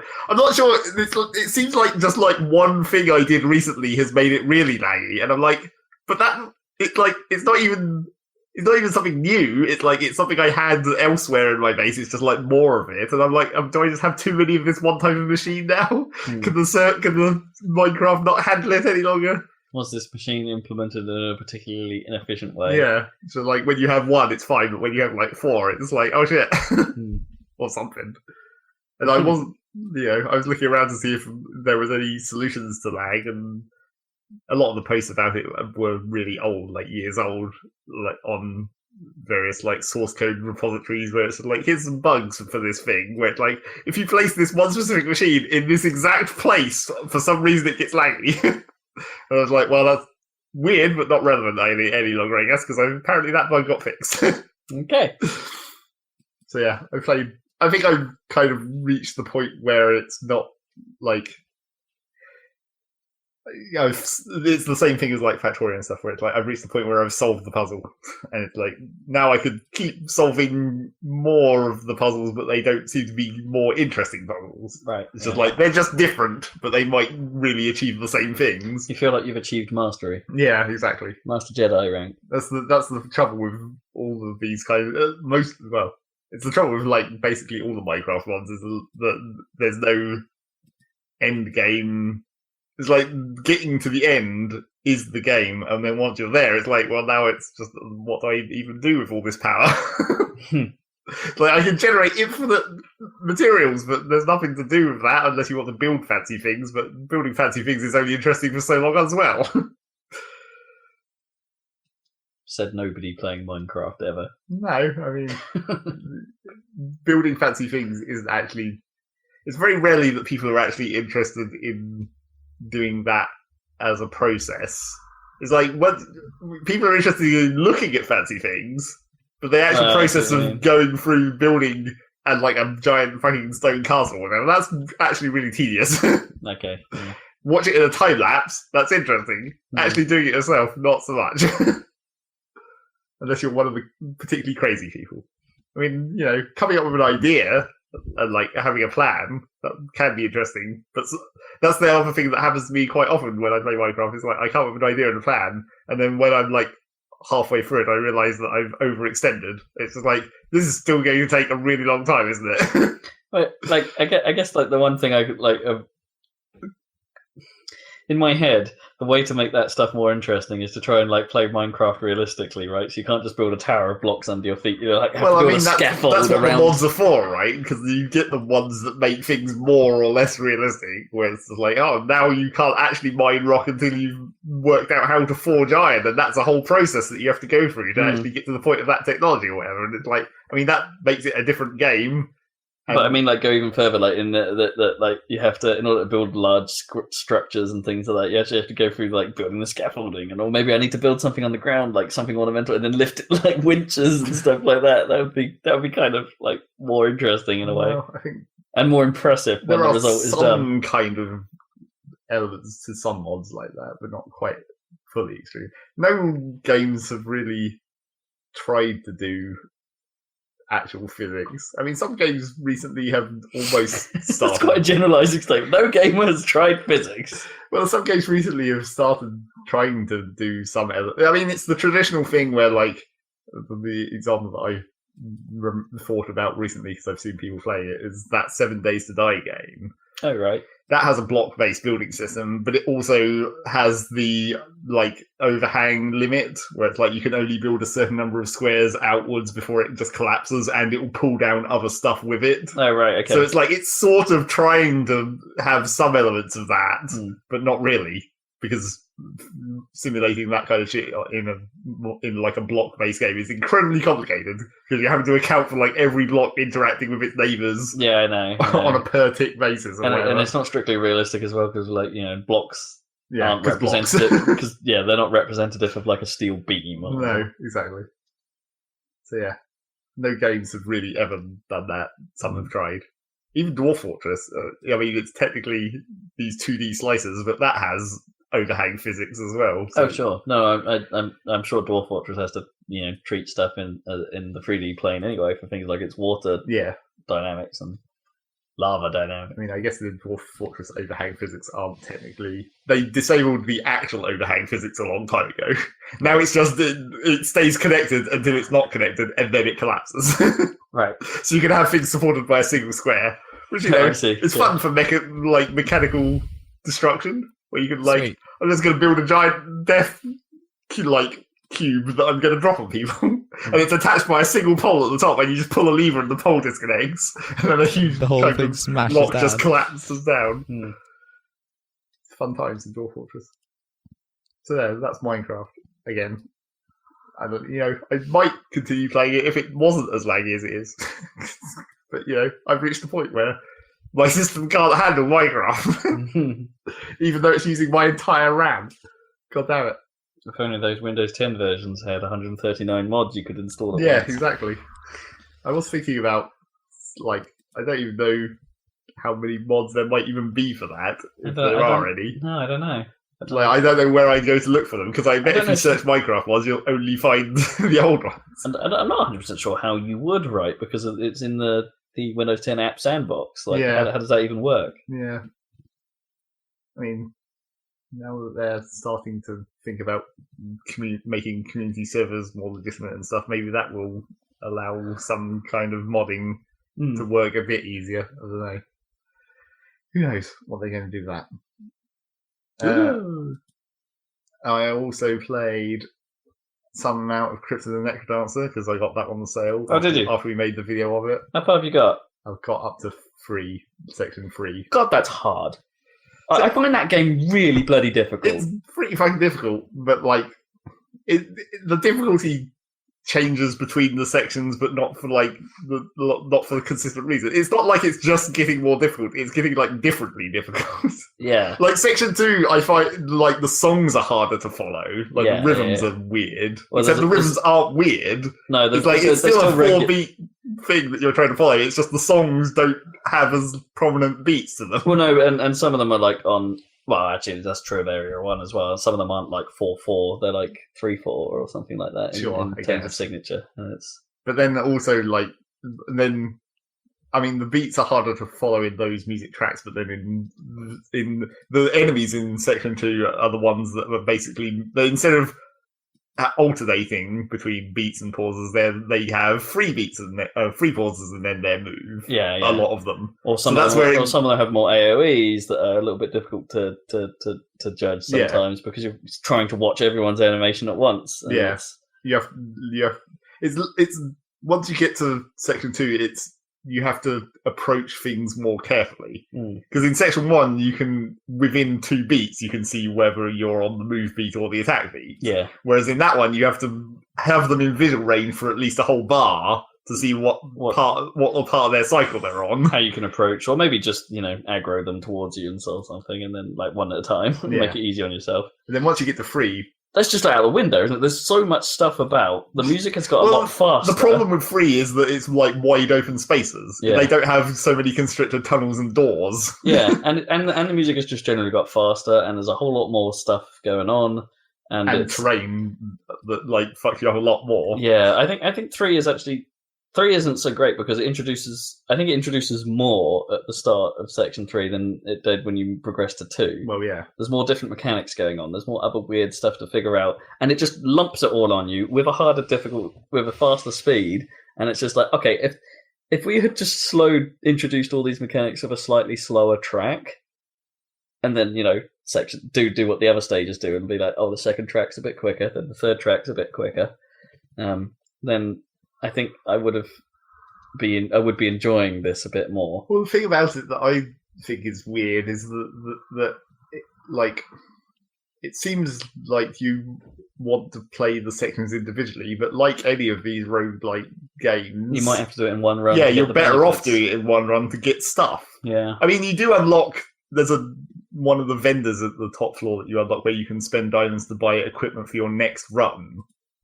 But it's randomized. So it's like, I can start with a spear on my next run. So that's all right. He does that? Well, who does that? There's one bottom right. Oh, I don't think I've found him. Yeah, I think he appears on floor 2, maybe. I don't remember where I got him. But yeah, you can spend extra diamonds to start with equipment. Yeah, that would be nice. But still, it's only it's got to the one point weapon or whatever. Yeah, because it's got to the point where I'm spending my diamonds to unlock like the boss training and stuff like that. Because it's like I've run out of stuff to spend diamonds on. Yeah, exactly. That guy can be useful. Man, okay, I should go back and play Section 2 then. Yeah, but I mean, that still only helps a certain amount. You'd still be way more powerful if you'd come through the previous stages. Like, you could have got hearts, you could have got armor. Yeah. All kinds of stuff. Fancy ass weaponry. But then you're talking about playing it for a lot longer. Yeah.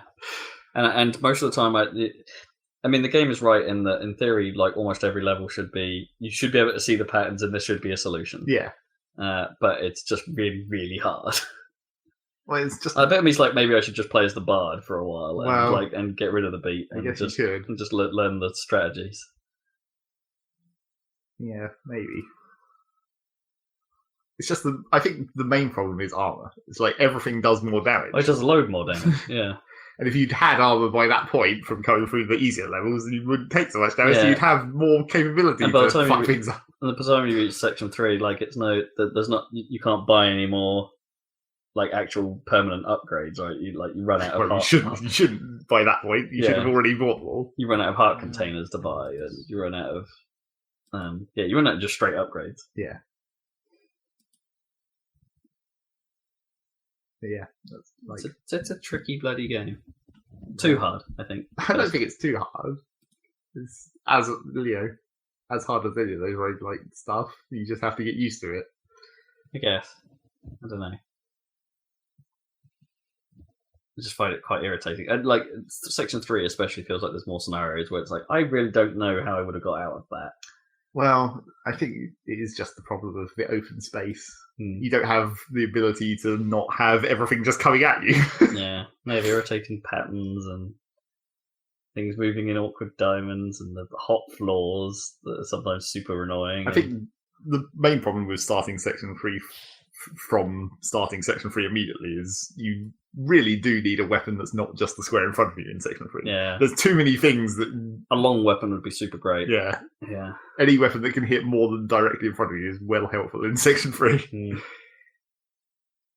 I always just get fucked by the skeletons, because Oh, yeah. Like, all the ones that you knock off a horse. Yeah, it's so tempting to try and attack them, but it punishes you immediately. Yeah. Because they come towards you and you hit them, and it knocks them back one square, but then they're on their move that turn, so you can't move up to them on that turn. You have to move back and then move forward again. Yeah, hitting them doesn't knock them off. And the same with the shield. It's like it's a 3-step process of you can get attacked 3 times in a row, because you knock them back and then they attack you, and then you knock them back and then they attack you. I do it every time, and every time I think, what an idiot. Yeah. Like, how have I not learnt that? That's where the long weapon comes in, though. Yeah, because you can just stab them from far away. Yeah. And I did have one. I'm starting to see the usefulness of some of the other, I guess I've started to discover combos that are actually useful with other equipment. Like when you have the sword that lunges, so I guess it's the rapier, right? The one where you move forwards and attack. Yeah. And then if you combine that with the ring that also makes you move forwards and gives you protection. Oh, I haven't found that one either. I think it's like the Ring of Courage or whatever. Okay. Basically, like if you do if you trigger the ring lunge by killing an enemy and it moves you forwards a square, if you move into a square where an enemy can attack you, it negates that. Oh, okay. So you can just like plow through I things. see. As long as you're still moving, Yeah. you're okay. So it like that attack move. I assume that's as long as you're killing. Yeah, you have to hit a thing, but then if killing that thing would leave you in a square that would be attacked, it doesn't. Yeah. So you can use that to just like plow through, and because, if you combine it with that sword lunge, you basically move 2 squares on your attack. So it's like kind of crazy. You zip around quite quickly, and yeah, messed around. I went through all the advanced techniques to see what was up with that. Right. Those are kind of fun. They're kind of fun little puzzles, aren't Yeah. they? Like I don't think I finished the How to Get Away with Murder challenge. I think I got to the end and was like, well, what do I do now? Took quite a long time to get through some of these because I kept fucking it up. Yeah. But yeah. But yeah, they're quite a mess, aren't they? Yeah. Like there's a way of getting through this. Yeah. Find the precise set of movements. Particularly with even just the first one is the one that probably fucks people up the most, where it's just like how do you kill a dragon in a fucking 2x2 box? Oh yeah. It's not actually that difficult once you work it out, but it takes a long time. No, it's another one of those pattern-y things as a way of just moving around it. Yeah. So there's that. Played some of that. Quite a lot of that actually. That game suffers from the classic problem of like you don't think the runs are as long as they are. You're like, I'm just going to do one more quick run through section 1. That's actually like, 12 minutes, I guess, because it's 3 songs. Yeah. Yeah. You could easily get caught being like, oh, I'll just do one more. And it's like, quarter of an hour later. I think its achievements are pretty harsh, though, because they're all like, do a full run with this character. That might not be so bad. An all zones run. That might not be so bad, as we said. Like, when you're going through them in order, you might get more equipment, and it might actually make it more bearable once you've learnt the patterns. Then you've still got to master 3 and 4 to be able to do that. Sure. I mean, I think I got to the boss of 3 one time. Or a boss of 3, I suppose. I've not been close. I've not seen the 3rd stage of 3 yet. I can't get past the 2nd. Yeah, I think I've seen that a couple of times. And the bosses are maybe too easy. Some of them are really easy. Yeah. Like if you have the right equipment, they're just like you can just keep poking them, and they can't really do a lot to you. I have had a couple which were like the band. I think was quite irritating because it's just like the screen filled with instruments, and they just can all attack at once. Well, yeah, but the way you pick them off at the start is like that's not that difficult. That's easy if you have the right weapon as well. Obviously. Again, yeah. Seems to rely on those bosses. The conga one still fools me every time because you have to do the conga rhythm. Dun, dun, dun, dun, dun. Hey, yes, you have to have that pause or it fucks you up. Oh yeah, because there are some ones that where the beat actually stops, doesn't it? There's no beat marker. It's the conga one. Yeah. Yeah, that really messed me up for a while. Yeah. And then there was the boss that I didn't understand what the pun is until I actually stopped to think about it. The one where it's just a chessboard and you're fighting the chess pieces. I haven't seen that one. It's just a bunch of chess pieces. It's like the instruments. It's just you have to defeat all the chess. Well, you only have to defeat the king, I guess. Right. But all the chess pieces, and they move in their chess patterns or whatever. And like if the pawns get to the bottom, they turn into queens and stuff. Right. But yeah, I didn't realise what the pun on that was for a while. But it's called Deep Blues, and I was like, oh, it's a chess computer. Clever. It's clever, but it's like the pun is in the wrong direction. You've made a music pun, but the boss is chess, rather than making a chess pun and making the boss music. I guess. I don't quite know how you do it another way. No, exactly. I guess it's not quite as obvious. Deep Blues.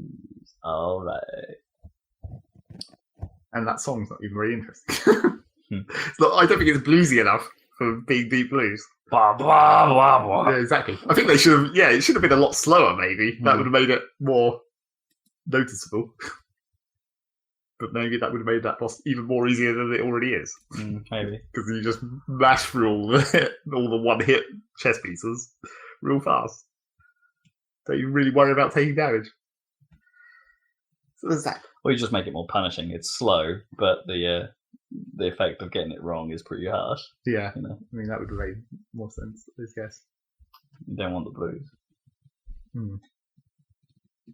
Blah, blah, blah, blah. And then obviously the most important thing to talk about, because I had to steal my Switch back off Rob, We have to talk about Splatoon 2. I mean, I don't know Splatoon if we're 2. actually going to talk about it that much. No, really? Because I'm sure if Robin played it, he'd be like, it's Splatoon. Because it is, clearly. It's just Splatoon.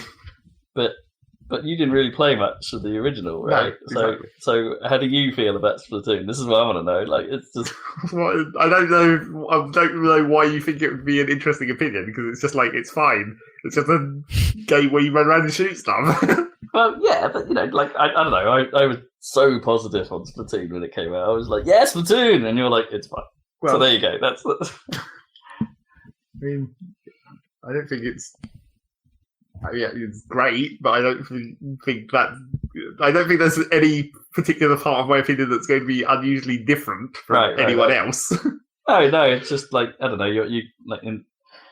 I guess I'm interested because of your opinions on Overwatch, right? This universally acclaimed, excellent game that you care nothing for. I keep saying I don't care nothing for it. I just don't think I need another one of those type of games at this point. And I'm just playing Rocket League instead. It's like, if I was still playing Team Fortress 2, then maybe that would be a thing. But Rocket League took over that slot I guess. in my gaming schedules. You're done with shooters. Well, not really, though, I guess. Well, maybe. Because we didn't play Battlefield 1 that much. But that was the computer problem. We are technologically limited. Yeah. Well, you are. I am. So yeah, and then, Splatoon on the Switch, that solves that problem. Solves the technology problem. Apart from having to learn how to motion control.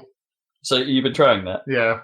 What do you think? Like, I don't really notice it that much. I mean, maybe that's just because I haven't got used to it. I haven't noticed how difficult or easy it is because I'm not really using it. You're still just stick aiming rather than doing the fine adjustments. Yeah, and then I forget that you have to aim up and down sometimes with the motion control. Oh, they've kept that, have they? Yeah. Like, so it's not because, it was like up and down is forced. Yeah, for up some and down reason. is only motion. Yeah, but if you're locked into basically a plane and you forget after a while, you're just like, oh, my aim's fine vertically, and then very rarely do you really have to aim up and down unless you're specifically trying to. it depends on the stage. Yeah. And you can arc your shots for longer distance sometimes. Sure.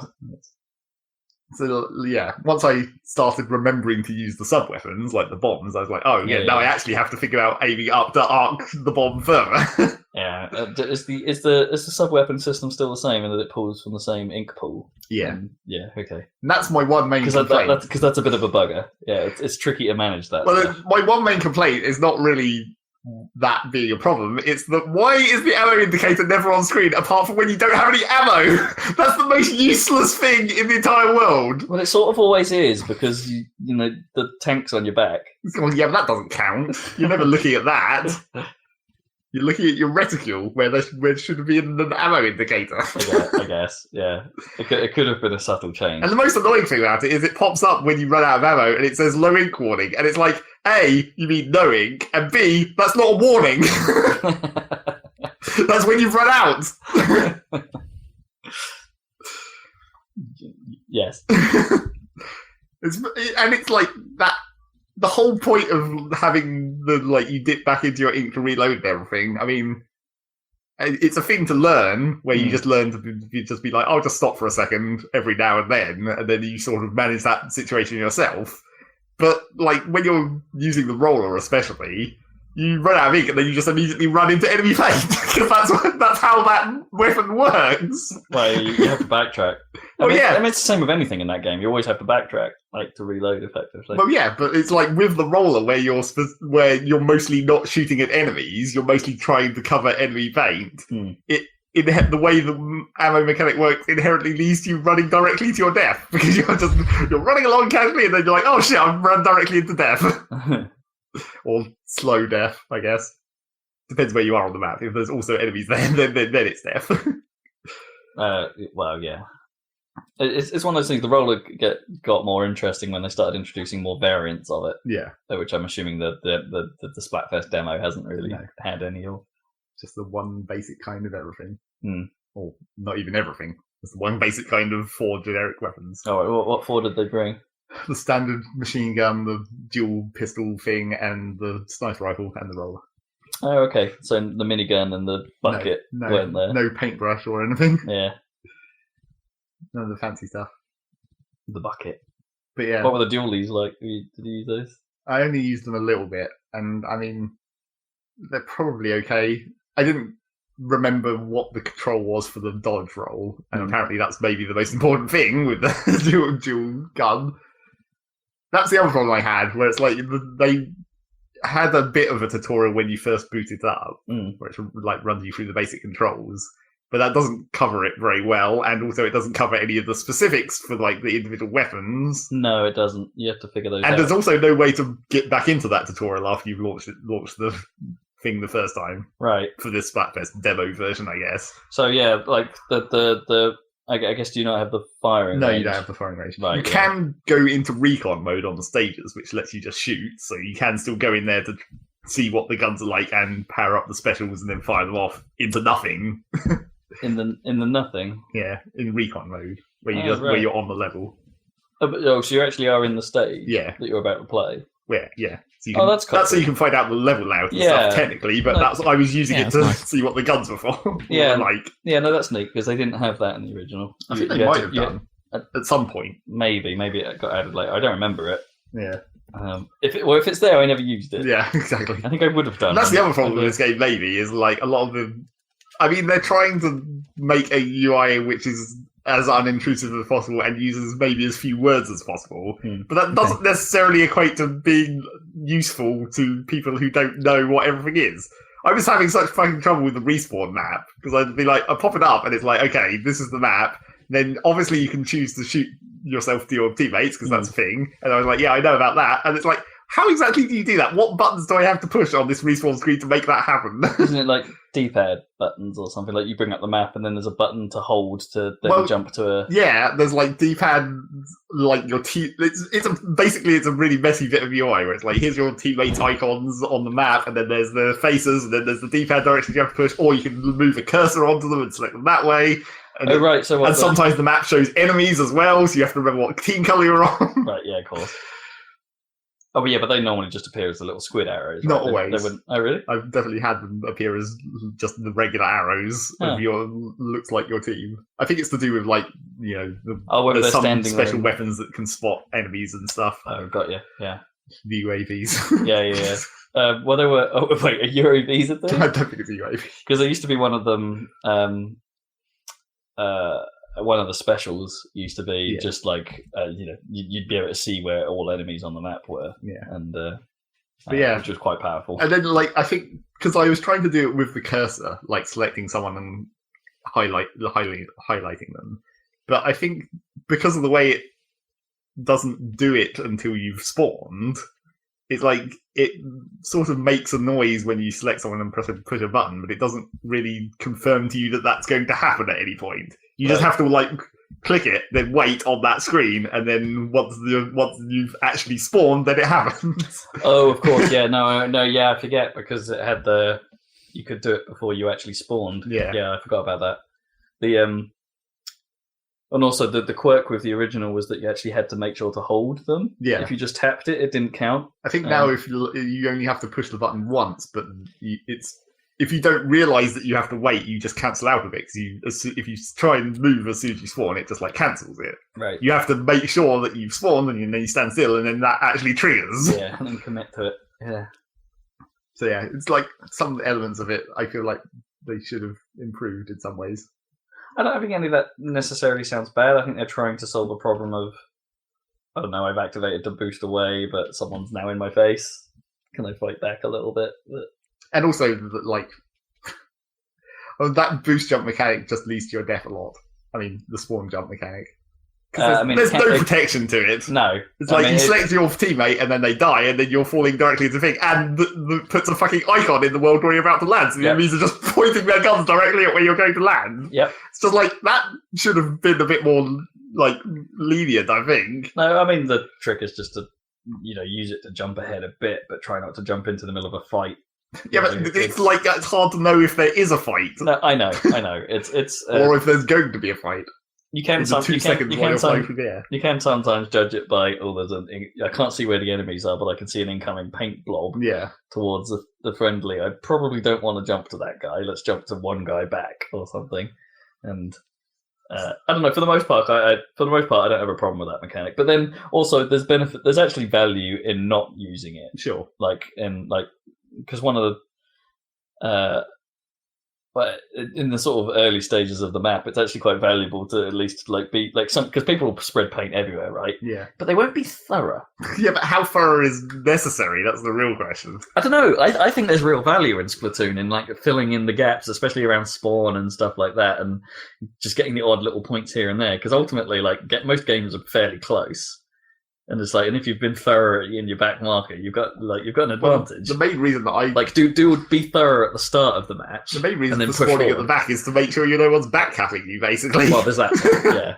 Because that happens a fucking lot. Yeah. Some of the levels, I'm sure this is similar in. I think there was either it's the same level or a very similar level in the original, but it's the one where it's just the vertical map with long downwards ramps. Oh yes, no, that just gets horribly backcapped all the time. Yeah. In fairness, I think that's my least favourite map in all of the original.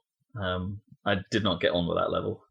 It's it shouldn't be that easy to backcap because it's an incredibly constrained path, and it's just at some point people should run into each other constantly. Or in theory, if sniping was easy in that game, which it isn't, sniping is actually really quite difficult in that game. Then someone should be just sniping people, right, from the other side of the tower. But I know the gun has I know the gun has drop off, but there should be some protection against that stuff. If your team is playing as a team. And I think the other problem I had with the dual pistols when I tried them was I don't think the special weapon that was attached to that version of them was very useful. I mean, I saw some video of people using it. It seemed really effective, but it's not. It's basically just a missile. It's like Titanfall almost. You basically toggle the missile launcher, and it brings up a reticle. And if the enemies are in that reticle, missiles go to them. Except apparently that can see through the entire map. So you just have to move back to get more of the map in your view of the reticle. And then if all the enemies are in there, interesting. And then they just fall from the sky. And then, the missiles just come from the sky. They're quite easy to avoid if you see them coming. You get a target marker on you when it's targeting you, and then once the missiles are fired, dots appear. So if you keep moving forwards, they're quite easy to evade. Sure. That's why I don't think that weapon's actually that useful. It does spread paint a long way, deep in the back. I imagine it still does that. But then they can cover because they're right there. They can cover turn around and cover it. Yeah. But then equally, if your team is bunched. Surely just more dots will appear. Well, I guess that would make it harder to avoid if everyone accidentally ran towards each other or crossed over. So it could be combined with say someone uses I don't know if this still exists, but someone uses the see everyone power, so you can make a judgment call on oh no, these guys are still quite together. Let's fire the other one. You can sort of see everyone using that gun because when you toggle it, it's they're all right next to you. Oh, I know what you mean, but you have to toggle it to see you're that. Firing it at that point. Yeah, and I also completely failed to understand how to get the jetpack to go where I wanted it to. Oh, that's new as well. Yeah. It seems like I couldn't work out exactly how it works. Also because I think this was in the tutorial and I went through it and then I forgot. And then I couldn't go back to look at it again. But it seems like it's more like it operates on a fixed height. But then I think you can push the jump button to go up slightly or you mash it or something. And I had all kinds because it follows the terrain at a sort of a fixed height, which is why it doesn't work very well on some level geometry. Yeah. And you can fall into the water because the level geometry is if you fly over the water, you're just whoops, and then you just die. The jets don't work off water. Except I guess you don't die. That's the one thing I did discover when that happens. If you're on the jetpack when you fall in the water, you just lose the jetpack and go back to where you were. Because when the jetpack runs out, it explodes and you fly back to where you started, which can be kind of helpful. Oh, interesting. You can use it to push into enemy terrain really deeply. Huh. I'm assuming you're quite vulnerable flying that thing, though. Well, people have quite a hard time shooting upwards, so that does kind of help. Yeah, that is one of the game's big Thanks things. to the motion control. Yeah, well, and just because bullet drop is drop is really is really severe in Splatoon. So it's height has an enormous advantage. Yeah.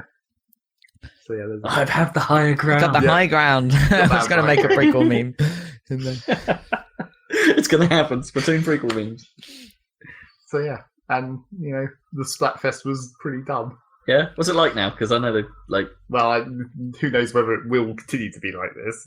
The one-off setup one, but I think it's pretty much the same as it was in the original. Is it like vote? Yeah, vote Have a team and then team. Except it seems like at first I had a suspicion when I was joining games and both teams were the same, but it turns out my suspicion was correct. That basically, like more than 70% were on one side. Right? Yeah, that does happen. So yeah. It doesn't actually work that well when you're fighting teams of the same. I don't think side. it really counts that as a victory for your team when that occurs. But no, but it counts. It's the 3-point overall score system where it's like who got voted the most and then the 2 wins. Yeah, 2 win points. Yeah, and it's like if you're not playing to win, then why are you still playing? It's like it kind of makes it not feel as dramatically important where you're not every game actually matters. No, but the original had that problem when the votes were skewed, and there's no real solution to it. Is the problem? Not but really. It's my concern with Splatfest always was that while a Splatfest was on, that was all you could do. Like it blocked off the other. Like if you wanted to play ranked, for instance, and have the other weird game modes, like you couldn't do that while Splatfest was on. I don't know what they're going to do this time exactly. Like, if they mentioned anything about, I suppose we don't know, but we don't know, like, how's the map rotation thing going to work? Because it seems like normally the 2-hour switch happened. Right. With 2 maps on the Splatfest. Oh, okay, so they are still doing the rotation thing then. Yeah. Like, so everyone plays, like, 2 or 3 maps at any one time, and then every 2 hours, the 3 maps available to you swap. Presumably that's going to be the same. Maybe I guess there aren't really more modes, but I expect they'll still be different between the modes. Yeah, I mean, that's one of the weirder features, the whole rotation thing. Like, I bet me did wonder if they were just going to drop that and just go, well, every map's in rotation at all times, like other shooters. I mean, that would be a better thing to do for the Splatfest. Make that the Splatfest thing. All maps during Splatfest. Maybe, yeah. It's not like it was bad, but it was a bit restrictive sometimes. And because the same rules applied to ranked, right? In ranked mode, that would be like, here are the 2 game types that are open right now. I mean, at least theoretically, as Splatoon 2, there'll be slightly more other choices. Like, you could go and do the co-op thing for a while, or I guess have a slightly different game experience. Yeah, I suppose you're right. The co-op thing does add an option, as long as that's always available. Which I presume is going to be one of it. Because the problem with the single player is it ends. Yeah. Damn it. Now you're infused about something you can't play. Oh. Unless you go back to the first game. Or unless I buy a Switch. Yep. Oh, God. You definitely should. Come on, that's going to be a good investment. Surely.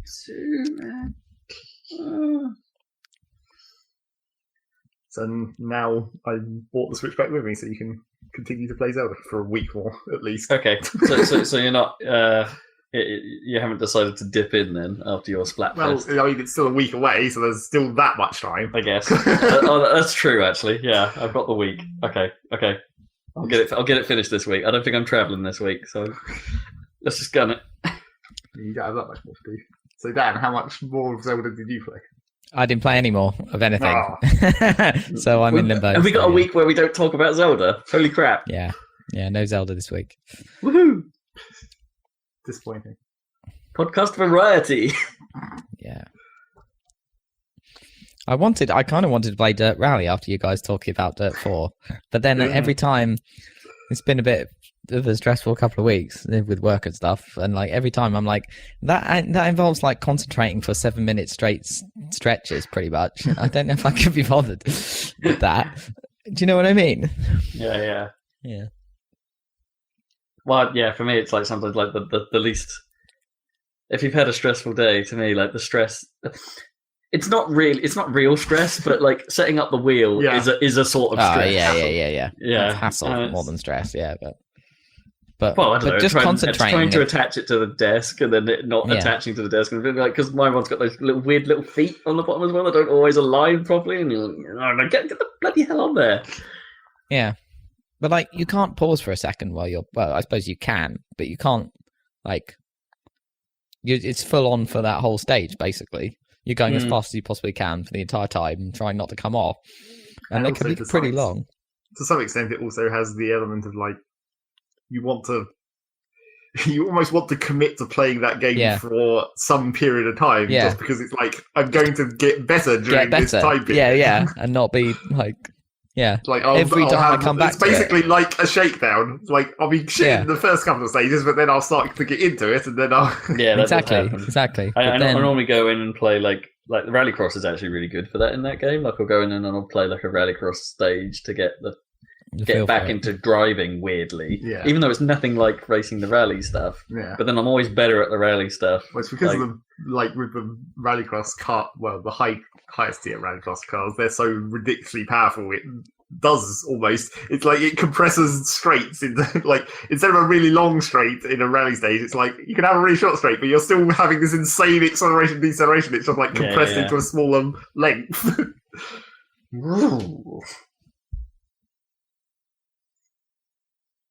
Yeah. I kept thinking about playing more Dirtfall, but again, same steering wheel situation and heat situation. Yeah. Don't want to play it when it's too warm. The closeness. Yeah, exactly. I feel like I've learned something today. Even if that is just being close. And like weather. Yep. And close. And regular. Oh. I think, that's a different thing. Right. If we run out of podcast. Yeah, I think we might have done. Yeah. How are we doing on time? I don't know. I can't see. Turn around and look. Yeah. So much effort. I got comfortable, man. Have you got the full value, listeners, of a podcast? Nearly. Well, good. As predicted, we didn't manage to shave any time off by having no news. You know what? We've hit the very original target time of the start of the first Saladcasts. We've hit that. That 2 hour mark. Okay. We're just over the sweet 2 hour mark. Cool. Awesome. Well, thanks for joining us for a slightly shorter, quite a lot shorter than average Saladcast.